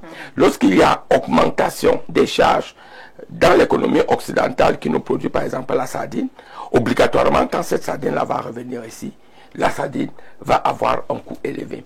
Je parle comme ça des riz, je parle comme ça des pâtes, comme le disait, de tous les produits que nous importons. Alors, les causes internes, c'est qu'il faut aller dans une politique. Moi, j'ai fait un DCS en gestion de projet en Israël. J'ai vu comment on a réussi de ce côté-là à juguler totalement, non seulement la production, mais également l'inflation. Il faut encourager les producteurs. Mais une personne ne peut pas tout faire. Il faut d'abord séparer les pouvoirs. C'est pour cela qu'on parle toujours au niveau de la formation. Avant, on avait les banques d'investissement ici. On avait les banques agricoles. Il fallait faciliter un certain nombre de choses. Pourquoi je vous prends un exemple, Andrea? Si quelqu'un produit, il faut la spécialisation, produit peut-être la banane plantain. Ce n'est pas la même personne qui doit aller à vendre cette banane plantain. Parce que tu ne peux pas au même moment produire et chercher les différents fournisseurs. Il faut qu'une autre personne cherche ce fournisseur à ta place. Et que toi, tu te spécialises à la production et la personne vient prendre pour vendre. Mais maintenant, c'est cette personne-là qui va discuter avec le marché. On ne peut pas, l'État ne peut pas réguler ce type de prix. Parce que c'est la conjonction entre l'offre et la demande. Ça veut dire que, moi je voyais, quand il y a beaucoup de plantains sur le marché, immédiatement, le prix du plantain baisse. Mais quand il y a moins de plantains, le prix du plantain augmente et l'État ne peut pas venir vous dire, non, vendez ce plantain peut-être à 5 000 francs. Alors que, à un moment donné, vous avez trouvé la rareté au niveau des prix. Et c'est pour cela que le problème n'est pas que le problème du gouvernement, c'est aussi le problème des hommes d'affaires. Je crois que l'Afrique a raté le coach. Comment croire qu'avec la crise ukrainienne, le riz venait de l'Ukraine, bref, des pays de ce côté, la Russie, etc., la Pologne, que sais-je encore, même en Chine. Le riz, quelle est la durée réelle de la production du riz en ADP? Je crois que cette durée-là ne dépasse même pas un an. Comment les hommes d'affaires camerounais ou alors les entreprises ne se sont pas, peut-être, n'ont pas eu l'opportunité de voir de ce côté et de dire, il fallait mettre immédiatement en place. Que de faire ce que j'ai vu là, en fait, je n'ai rien. Le ministre Mbarga travaille beaucoup au niveau du commerce. Il fait tout ce qu'il peut faire pour stabiliser les prix, pour ramener l'inflation à sa moindre mesure. Mais il fallait penser immédiatement profiter de cette occasion pour augmenter la production interne. On pouvait produire du riz. C'est 6 mois.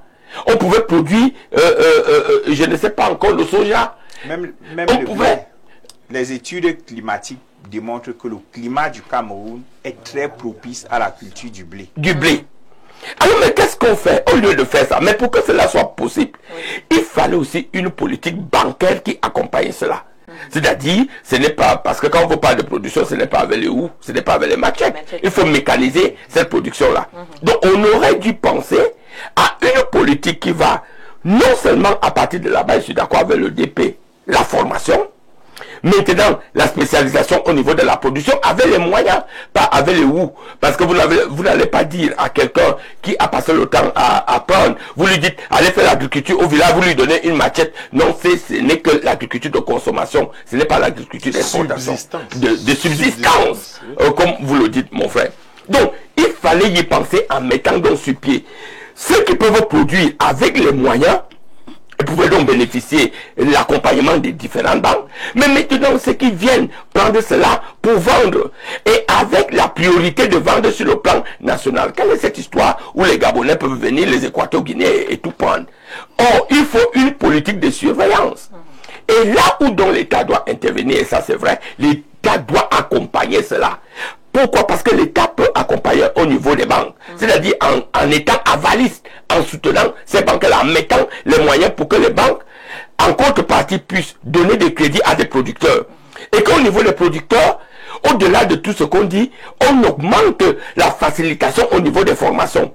Quand un producteur, en Israël, c'est un petit pays, je vous dis, Andrea, avec un demi-hectare, les gars produisent des tonnes de tomates. Mais vous allez voir ici, quand vous avez un hectare de planteurs, on vous dit que vous allez produire 1200 planteurs. Et le cycle n'est même pas continuel. Et il faut attendre 2 ans. Or, il faut aller jusqu'à réadapter notre production. Production de manioc, production de riz, production de blé. Et cela a un impact au niveau de l'élevage. Parce que quand on vous dit que les poissons coûtent cher, c'est parce que la matière première pour nourrir ces poissons-là, ou pour nourrir le poulet, coûte cher. C'est toutes ces politiques mises ensemble avec, d'une part, la formation, le soutien des banques, par le biais de l'État, le soutien même de l'État, et puis l'identification, non seulement des producteurs, l'identification des fournisseurs. Et ce n'est qu'à partir de là, donc, que le dernier plan pilier qui est le consommateur peut arriver à avoir des produits moins bas. Mais pourquoi pourquoi les salaires ne suivent pas l'augmentation? Bon, maintenant les salaires sont un problème de pouvoir d'achat. Je vais d'ailleurs vous dire l'effet contraire de l'augmentation des salaires. Immédiatement, lorsqu'on augmente les salaires, les produits augmentent. C'est-à-dire l'augmentation du pouvoir d'achat amène à l'inflation. Alors, oui, je dis ceci. Mais maintenant, c'est là donc où l'État doit intervenir. Parce que quand même, je suis d'accord avec vous. Vous savez, Andrea, nous sommes fatigués, nous autres qui avons plus ou moins des salaires, on peut dire des bons salaires, parce que cette misère-là nous rattrape. Aujourd'hui, j'ai fait le bilan, j'ai dit, je vais passer 2 jours sans aider. Vous savez, en un jour, je ne dépense pas moins de 50 000. Mais vous allez faire comment? Parce que ce sont des cousins, parce que ce sont des frères. Ce qui est vrai, on ne peut pas vivre avec un certain salaire, on ne peut pas vivre avec 50 000 francs. Aujourd'hui, c'est-à-dire il faut louer la maison, il faut envoyer les enfants à l'école. Donc je crois que cela devrait aller jusqu'à reparler véritablement de la politique monétaire. Parce que la politique monétaire aujourd'hui a un problème. Nous sommes totalement dépendants de l'étranger. On ne peut pas nous-mêmes décider que notre monnaie peut aller jusqu'à tel niveau où on peut l'augmenter. Non, si vous le faites, le Fonds monétaire international, la Banque mondiale viendrait vous dire, eux qui ne sont pas au courant de la réalité locale, il faut aller jusqu'à redéfinir notre politique monétaire. Je suis d'accord avec vous, il faut augmenter le pouvoir d'achat. Sans augmentation du pouvoir d'achat, on ne peut pas épargner. Sans épargne, on ne peut pas consolider l'investissement. Et sans l'investissement, on ne peut pas augmenter les richesses. Donc tout ça se tient ensemble. Donc c'est une politique de révision globale de notre système d'agriculture. Avant, il faut le voir, on n'était pas nombreux, Andrea. L'augmentation même de la population, d'abord des Camerounais, mais de ceux qui viennent. Et avec les différentes crises, on se retrouve avec des villes comme Yaoundé, comme Douala, où les populations qui fuient la guerre s'y retrouvent. Ça augmente immédiatement, c'est-à-dire la demande de la production devient faible.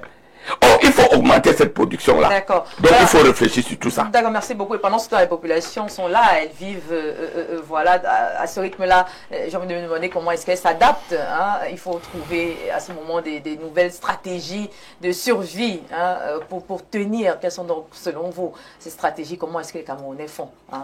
Les Camerounais ont adopté la fameuse manière des Ivoiriens, la mort subite. Vous savez ce que c'est? Vous faites un repas par jour, un seul. Ça veut dire que le Camerounais normal n'arrive plus à faire 3 repas journaliers. Donc, il n'a pas, il n'a plus les rudiments, les nutriments nécessaires pour être productif et compétitif pour sa société. Non, mais disons-nous la vérité, hein, c'est ce qui se passe. Quand vous allez chez vous, vous voyez madame, elle saute le riz là très rapidement, elle verse un peu d'huile rouge. Si tout le monde est un peu mangé là, que les enfants se sont calmés, bon, tant mieux. On essaie de voir comment est-ce qu'on va se On ne parle plus de vie, on parle de survie. Mais ça, c'est de la survie. C'est de la survie. Mais plus globalement, j'ai envie de dire ce qui blâmait les voisins de venir chercher des produits chez nous. Ça montre d'ailleurs qu'en termes de pouvoir d'achat, le nôtre n'est pas suffisamment compétitif. Et puis, sur le plan économique, nous ne pouvons pas fermer nos frontières. Au contraire, lorsque nous avons même avantage en réalité à exporter. Oui. Nous avons avantage, puisque le déséquilibre avec un pays comme le Nigeria, le déséquilibre de notre balance commerciale avec un pays comme le Nigeria, il faut chercher à le combler ailleurs. Et si les Équato-Guinéens et les Gabonais sont capables de venir acheter au Cameroun, ça veut dire que nous n'avons pas un pouvoir d'achat nécessaire qui nous permet de consommer ce que nous produisons. Et là, nous en appelons à nos autorités. Je vous dis, chers panélistes, qu'il est plus économique pour un Camerounais d'acheter un sac de riz importé que de chercher à manger du plantain ou même encore du macabo. Ou même du riz local. Ça coûte cher. À cause du prix. Oui, ça coûte cher. Et comme nous avons... Le riz de Ndopé, le riz le plus cher sur le marché. Et comme nous avons des moyens réduits, eh bien, tu cherches quelque chose qui va faire que dès que les enfants ont faim là, madame peut très rapidement sauter ce riz, elle y verse de l'huile et la vie continue. Je vous dis, les Camerounais en majorité ont un repas. Je dis bien, c'est la mort subite.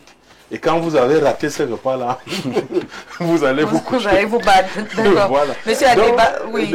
Les mesures, vraiment, les Camerounais sont dans la débrouillardise et la pure débrouillardise. Je vois même souvent certains aller dans des marchés, récupérer les trucs avariés là et pour faire bouillir la marmite. Et donc, nous en sommes là. Pour dire vrai. Et M. Bidima soulevait un problème essentiel. C'est que lorsque vous êtes Camerounais aujourd'hui, vous avez à peu près 20 à 30 personnes qui vous sont adossées. Et ça fait une pression qui est telle Monsieur Adeba a dit qu'il dépense 50 000 par jour. Oui, monsieur Bidima. Monsieur je dis même lorsque vous n'avez... C'est vrai que j'essaie de faire des calculs. Je fais souvent que... Ça fait beaucoup, monsieur Bidima. Je fais souvent que lorsque je vais dans mon village, les gens disent, mais celui-là vient de Yaoundé. Mais ils arrivent là, ils vous posent toutes sortes de demandes.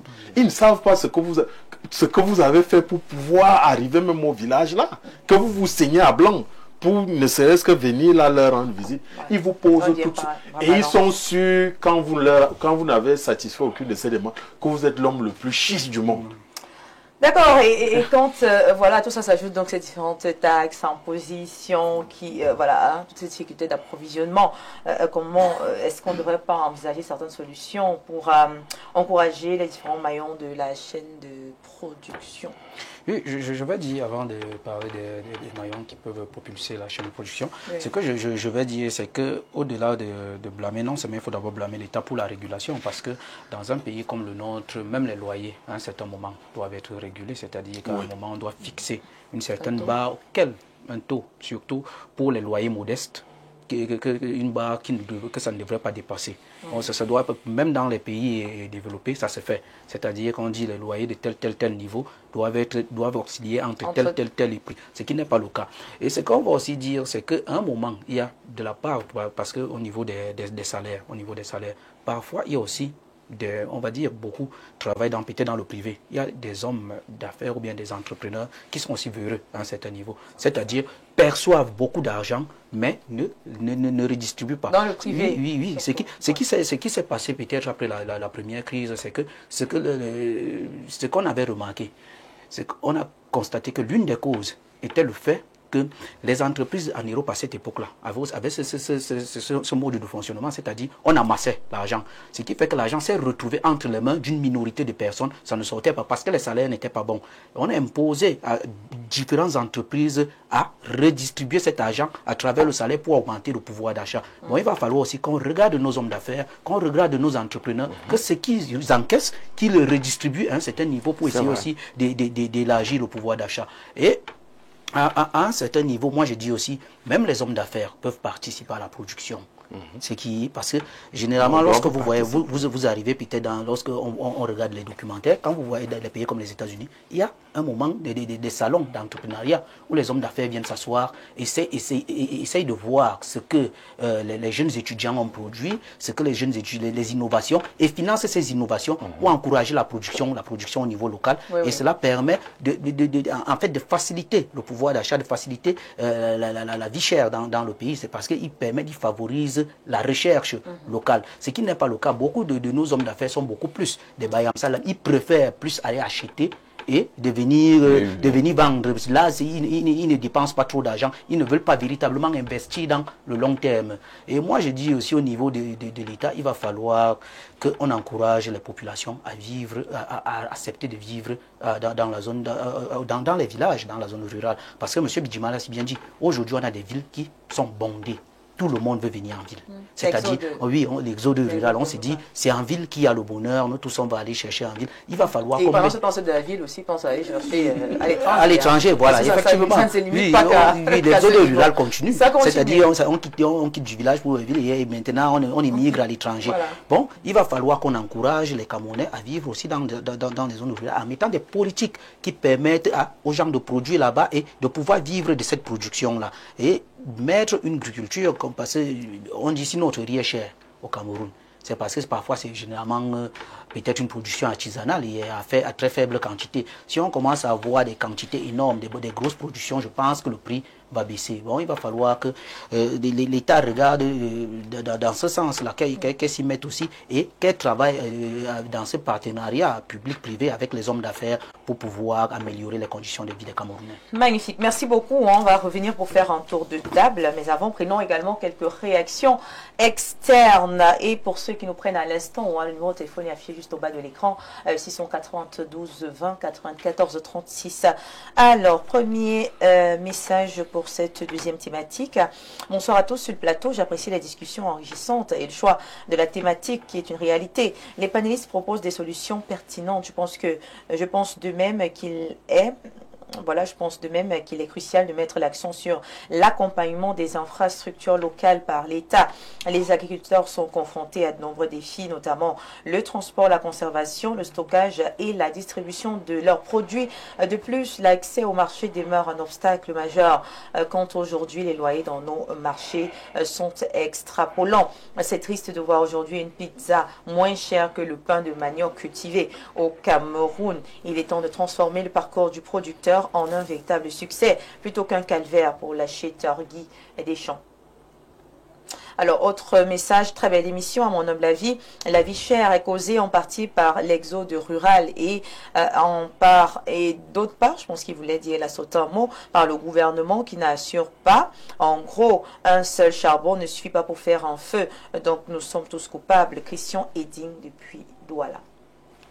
Salut Viviane Andrea. Alors, voilà.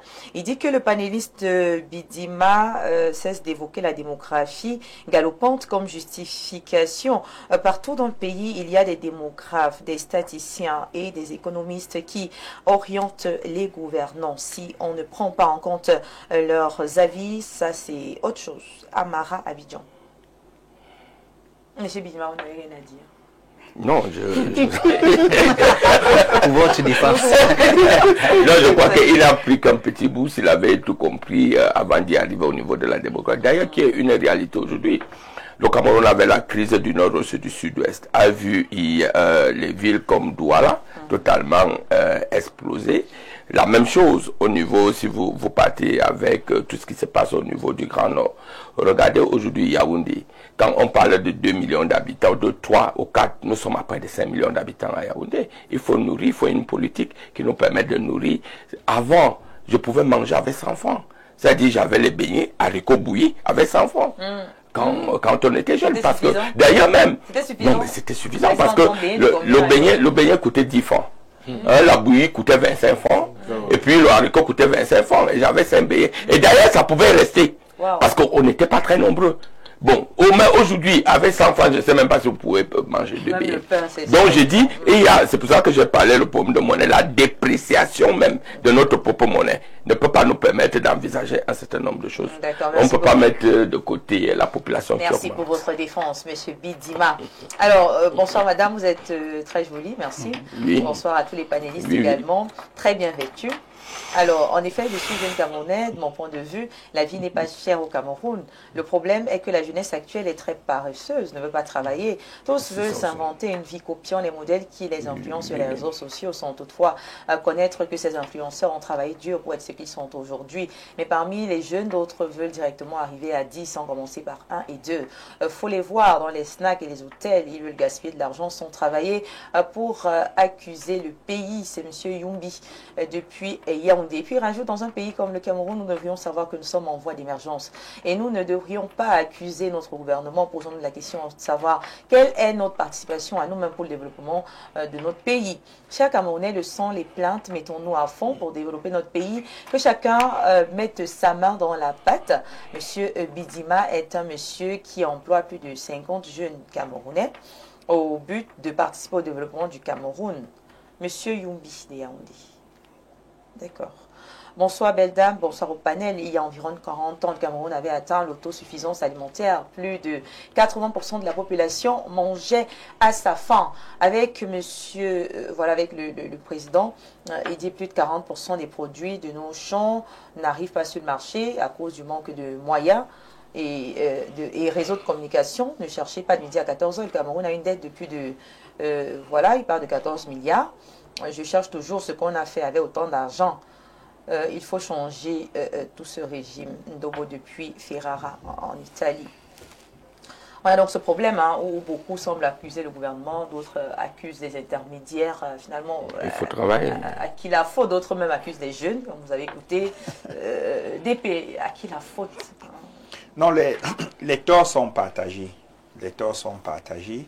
Mais le gouvernement ici a les moyens plus que nous de remédier à la situation. Parce que voyez-vous, la démographie en principe n'est pas un obstacle. La Chine est puissante aujourd'hui grâce à sa démographie.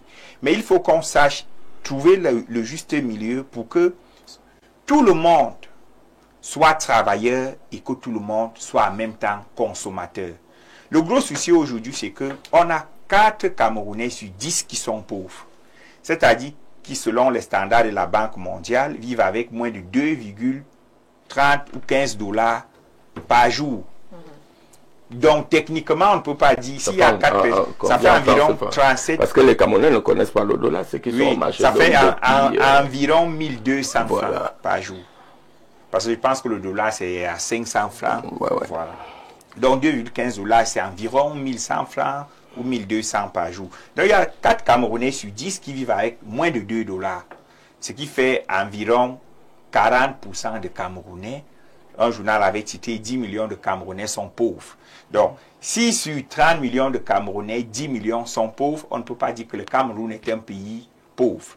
Parce que même parmi ces 10 millions de pauvres-là, on doit encore catégoriser. Mais le problème qui se pose est que lorsque nous étions autosuffisants, c'est tout le monde qui allait au champ. Je me rappelle que moi, vivant à Oudia, derrière la maison, il y avait l'espace pour cultiver. On n'achetait pas les haricots, on n'achetait pas le manioc, on n'achetait pas le macabo. Les feuilles, le ndolé, la banane, le plantain, la papaye et autres. Mais aujourd'hui, le sol a acquis une valeur haute, si bien que lorsque vous louez quelque part, si vous voulez cultiver derrière, il faut aussi louer. Et même les espaces... Il faut aussi louer l'espace. Oui, les espaces agricoles en ville, on n'en trouve plus. Résultat des courses, il y a une bonne partie de la population qui n'est plus agricultrice. Moi, je me rappelle plus de la dernière fois que j'ai touché à la houe ou à la machette. On achète tout en ville. Résultat, la vie est chère. On veut même cultiver, il y a ce problème que il n'y a que 13% de Camerounais qui ont les titres fonciers. Donc la problématique de l'accès à la terre intervient aussi dans la lutte contre la vie chère. On veut bien cultiver, mais où sont les espaces? Où sont les espaces? On ne peut pas faire le titre foncier au Cameroun si on a moins de 40 ans. Oui. La loi ne le permet pas, parce qu'il faut être né avant 1974. Vous voyez qu'il y a des petits verrous comme ça, qui font donc que l'immense majorité de la population qui est jeune ne peut véritablement pas contribuer à l'effort national du point de vue agricole à cause de cette pesanteur juridique. Qui peut les débloquer? C'est le gouvernement. D'accord. Merci beaucoup. Bonsoir le panel. Très bonne intervention de M. Bidima qui ne doit pas Non, voilà. Je vais prendre plutôt son deuxième message. Il dit, c'est le même qui revient, mais là il dit, vraiment je suis déjà prêt à voter le RDPC à cause de la franchise de M. Bidima qui a refusé cette fois-ci de politiser le débat. Cependant, qu'il sache que toutes les solutions des problèmes évoqués sur le plateau se reposent sur le dos de ses amis. Monsieur Eric depuis Bolova, il insiste. Bonsoir Madame, belle émission, sauf que nous devons savoir que les dirigeants camerounais sont... voilà. Pourquoi il dit l'argent que nos dirigeants dépensent inutilement devrait permettre aux citoyens de vivre décemment. Nous sommes le pays le plus endetté d'Afrique, que nos dirigeants soient humains. Et voilà, c'est compris. Non, nous ne sommes pas plus endettés que la Côte d'Ivoire. Le pays le plus endetté d'Afrique, c'est le Sénégal. Le Cameroun est 25e. Non, 15e dans le classement. Et sur le plan économique, c'est un problème. D'accord. C'est un problème. Bonsoir Cameroun, oui, vous vouliez dire? Je voulais dire que sur le plan économique, quand vous avez la capacité de vous endetter pour produire le développement, il faut le faire. Les États-Unis, c'est presque lâché. Les hommes, pour corroborer mes dires, vous allez vous rendre compte que les hommes les plus endettés sont aussi les plus riches. Oui. Les États les plus endettés. Moi, je suis très endetté. Voilà, donc ce n'est pas normal. Et puis, vous dépensez 1,5 million par mois. Et puis, on le prête en réalité psychologiquement. On ne prête qu'à celui à celui à qui vous pensez qu'il va vous rembourser. Rembourser, c'est vrai. Bon, donc si le Cameroun n'est pas capable de s'endetter, ça veut dire qu'on a un problème. D'accord. Le problème, c'est comme un petit détail. La capacité d'endettement du Cameroun ne souffre de rien. Même le seuil d'endettement du Cameroun, pour l'instant, est en deçà du seuil de convergence CEMAC. Parce que nous sommes à moins de 40% de notre PIB. Alors que le seuil de convergence CEMAC, je pense bien que c'est 48%. Donc, on peut encore s'endetter. Sauf qu'il faut des préalables internes pour pouvoir maîtriser la dette. Or, le service de la dette au Cameroun est assuré. Le ministère des Finances donne les détails tous les jours. La Caisse autonome d'amortissement produit le rapport hebdomadaire même sur la maîtrise de l'endettement. Donc, pour l'instant, notre dette est maîtrisée. Mais avons-nous besoin de plus d'argent? Peut-être. Là maintenant, ceux qui... Non, mais voilà les jeunes qui sont oisifs. Ils n'ont rien à faire. Non, l'économie, on privilégie le Bayam Salam. Parce que nos gouvernants sont forts pour donner vous appelez ça comment, des licences d'importation aux gens. Oui. Au lieu de prendre donc de l'argent et de mettre les jeunes à contribution pour que le pays produise. Voilà les jeunes qui sont oisifs, Oui, qui sont c'est pour ça sur que les j'ai parlé motos, ils sont à gauche, ils se baladent à droite, des ils n'ont banques rien à faire. d'investissement et d'accompagnement. Et puis on trouve qu'on n'a pas besoin d'argent. Donc vous avez proposé quoi comme solution? Mais je suis en train de dire, endettons-nous et intelligemment pour mettre cette jeunesse au travail. D'accord. L'autre chose, D'accord, merci Andrea, beaucoup. Le problème, Oui. c'est ce qu'on va dire, c'est que la dette n'est même pas un problème. Oui. C'est l'usage de la dette. Généralement, parfois, même on s'endette pour des projets, parfois qu'on appelle des éléphants blancs, c'est-à-dire on s'endette sans avoir analysé si on est capable de rembourser cette dette. C'est-à-dire la dette peut être productive, peut engager des projets qui peuvent être productifs et permettre au Cameroun de rembourser la dette. On peut aussi s'endetter parce que, comme on le dit, la dette, les États-Unis sont franchement endettés. Bon, quand on s'endette, il faut qu'on s'endette pour pouvoir permettre à la population, pour pouvoir permettre à la population de produire. Moi, je suis d'accord avec monsieur Léonide qu'il faudrait qu'on mette des banques d'investissement pour permettre aux jeunes d'aller prendre de l'argent et qu'il y ait un contrôle, un suivi, c'est-à-dire quand je ne pas prendre l'argent, on s'assure qu'il y ait un suivi pour qu'ils puissent produire et que les jeunes puissent retrouver de l'emploi et en produisant et en permettant aussi à rembourser la dette. Merci beaucoup. Moi, je dis ceci, moi j'invite d'abord tout ce qu'on dit là, mes amis, tous les hommes d'affaires de faire comme moi. Parce qu'en vérité, on ne peut pas comprendre que vous preniez 1 milliard de francs, un individu, vous partez planquer ça dans une banque, ou je ne sais pas, où vous en prenez 10 milliards, vous partez mettre ça dans les comptes suisses, parce que vous bénéficiez d'un dépôt à terme qui vous est total, individuellement personnalisé. Non. Moi, j'ai pris une autre option. C'est que je n'en ai pas beaucoup, mais à chaque fois que j'ai un peu d'argent, je crée une activité. Et j'utilise, quelqu'un vous a dit, près de 50 personnes. Comme ça. À chaque fois, je fais tourner cette activité. Moi-même, j'en bénéficie quelque chose, mais je permets aux jeunes d'avoir un peu d'emploi. Même si ce sont des emplois à courte durée, mais ça permet quand même à ces jeunes-là de vivre. Parce qu'il faut aller dans ce sens. Donc, il faut aujourd'hui, je crois qu'il faut faire l'audit de tout cet argent qui est bloqué. Il a dit quelque chose que les Camerounais, peut-être que le Camerounais n'est pas pauvre, ce sont les Camerounais peut-être. Comment comprendre des milliards qui sont dans nos banques et qui ne font rien et qui ne peuvent pas participer à l'économie? Et comment continuer à favoriser ces banques occidentales qui ne sont là que pour financer la consommation et non l'investissement? Donc il faut revoir totalement cette histoire de financement bancaire. Merci beaucoup. Alors DP, quelle solution concrète vous proposez ce soir? Contre la vie chère, à l'immédiat, une petite augmentation de salaire ferait du bien. D'accord. Oui, à l'immédiat, ce serait une bonne chose. Mais véritablement, nous dépensons beaucoup. Pourquoi? Les Camerounais dépensent principalement pour la nourriture et pour les soins de santé. Donc, si l'offre... Et pour le vin, hein? Non, ça, il faut l'alcool. Ça, c'est accessoire. Non, c'est même pas accessoire. Il faut voir combien de Camerounais, quand un Camerounais a 2000 francs, au lieu de manger, il préfère prendre une bière et en quatrième position, les femmes. Bon, en fait, c'est comme ça. Hein. C'est un vrai rythme que je vous dis. Donc, les choses qui ne reproduisent, qui sont tout à fait les Camerounais ne suivez pas mon regard. Non. Disons que les Camerounais dépensent beaucoup pour s'alimenter et pour se soigner. Donc, l'État doit miser sur ces deux leviers. Le mécanisme des subventions peut aider, mais dans un contexte de crise, il faut recourir à l'endettement. L'endettement massif pour financer des grands projets à l'image du plan Marshall aux États-Unis, qui a constitué à lancer de vastes projets d'infrastructure, employé beaucoup de personnes qui utilisaient leur salaire donc pour consommer. C'est comme ça que ça va fonctionner. Mais je voudrais faire un petit rectificatif tout à l'heure. Le seuil d'endettement en zone CEMAC, c'est 70%. Le Cameroun est à 40,3%. Le Cameroun n'est pas endetté. À 43%, autant pour moi, ça veut dire qu'on a encore une bonne marge d'endettement. Mais il ne faudrait pas que cet endettement aille dans les projets d'éléphants blancs. Donc moi, je fais partie de ces Camerounais qui estiment qu'après une double augmentation du carburant, il faut une augmentation de salaire substantielle. Surtout que le secteur privé... Non, partout, même au niveau des frais de transport, il faut tout augmenter. Le secteur privé avait dit, le GICAM, être prêt à payer le SMIC à 100 000. Mais comme au Cameroun, le plus gros employeur des travailleurs sous code du travail est l'État, l'État a freiné un peu. Parce que payer le SMIC dans l'État à 100 000, c'est difficile parce que là, il y a les avancements, il y a les allocations familiales et autres.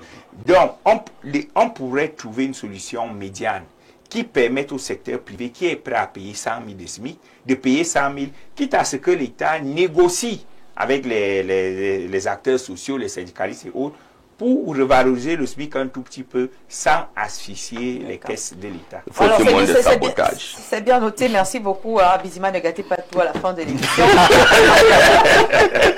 Vous avez été beaucoup appréciés aujourd'hui. Alors, on va encore faire plaisir un tout petit peu aux téléspectateurs. Prenons encore quelques messages. Bonsoir. Alors, construisez des routes, baissez les prix du carburant, augmentez les salaires et on fera face à la vie chère. Plutôt que de dire qu'il ne faut plus enseigner la philo, la sociopolitique, même sert à quoi? Lui qui pense que l'espagnol ne sert à rien. Guy de Consamba. D'accord. Bonsoir, nous attendons. Non, ok, un autre message. Bonsoir à tous. Je pense que la vie chère n'aura jamais de solution tant que nous ne changeons pas nos mentalités. Dans la mesure où on regarde seulement le gouvernement d'une part et d'autre part, le gouvernement reste aussi un impact sur la vie chère dû à la mauvaise gouvernance. Bonsoir, monsieur Bizima. Depuis 42 ans, vous avez toujours échoué. Bonsoir, la solution serait d'aider la population à mieux gérer leur dépendance et diminuer certains prix trop élevés. Bonsoir, madame Andrea. Monsieur Bizima nous dit quoi maintenant? Avant, monsieur Donald Trump, le Cameroun vivait bien. Zinga et Ouna à Obala. Alors, problématique de la vie chère au Cameroun aujourd'hui peut se comprendre. La problématique peut se comprendre à partir de plusieurs éléments, parmi lesquels le faible financement de la production agricole locale, l'insuffisance des infrastructures industrielles et routières, le manquement d'accompagnement d'agriculteurs, pêcheurs et éleveurs. Nous pouvons enfin ajouter la lente implémentation sur la politique de l'import-substitution et le manque de volontarisme politique des autorités. Votre message, bonsoir à vous. Sur le plateau, votre thème est tellement difficile à traiter car la situation à Yaoundé-Douala n'est pas comparable aux autres villes moyennes. Voilà, il dit, il y a des villes Yaoundé-Douala reçoivent tous les pauvres du pays qui croient qu'ils trouveront leur bonheur. Il faut réguler l'installation dans certaines villes comme Yaoundé, Douala, Kribi. Comment comprendre qu'une région comme l'extrême nord qui a plus grande épargne privée n'arrive pas à créer une petite industrie? Pour les détenteurs de cette épargne, tout le monde doit être distributeur des produits du Nigeria. Il faut contraindre les agents économiques à investir dans l'agriculture. René de Marois. Non, nous sommes dans un système libéral. On ne va pas contraindre les gens. Mais on peut les encourager. On peut créer de l'incitation. Oui. C'est ça le rôle de l'État. C'est pour ça qu'il faut d'abord contrôler cette masse monétaire-là qui est dans l'optique de collecter l'épargne interne. Ça veut dire quoi? Désormais, lorsqu'on émet, par exemple, des bons, au lieu de toujours aller sur le marché international, on recourt à l'épargne interne. C'est normal, les banques font plus confiance à l'État. Mais le problème reste la priorisation des financements. Oui, on prend pour faire quoi? Voilà. Si c'est pour construire des stades, jouer une canne et après c'est bouclé, ça ne va pas produire. Mais par contre, il faut des routes pour écouler les stocks. Il faut financer l'agriculture. Il faut une banque agricole. Par exemple, il faut encourager les chercheurs locaux à produire les pesticides et les engrais locaux. Ça sont des leviers vraiment pour tout faire tout ça, on vient d'adopter la loi, permettez, monsieur Bizima, on vient d'adopter la loi sur l'exercice de la médecine traditionnelle. Pour que nous ne dépendions plus des produits génériques et autres. Non, vous sortez, c'est terminé. Oui, on peut rapidement, puisque nous tous, nous recourons déjà à l'écoute, à l'onfol et consorts quand nous avons nos bobos. Pourquoi attendre? Depuis que cette loi a été adoptée, nous sommes déjà à pratiquement 5 mois. Il n'y a encore rien eu. Il faut les moyens. Tout ça, c'est les moyens. D'accord, il faut les moyens. Merci à tous, monsieur. Moi, je voulais dire qu'il y a quelque chose qu'on a oublié, parce que pour le carburant, il va aussi falloir qu'on mette la Sonara sur pied, pour qu'on puisse aussi produire le carburant localement, parce qu'on crie le carburant est cher, parce qu'on peut aussi chercher D'accord. Merci beaucoup, merci monsieur Atiba, merci monsieur Fou, merci encore ODP et Somba à Timothée Abena, merci à notre, je ne sais pas encore consultant, pas, mais bon, on va étudier la demande. On va étudier. Mais le refuser, alors je demande à mon Dieu on va vision. étudier la demande. Vraiment, C'est sur la table. C'est sur la table. Le dossier est sur la table. On va consulter monsieur le PDG, Dieudonné Végbala. On va consulter l'équipe voilà, d'Info Télévision. Et puis vous aurez une réponse.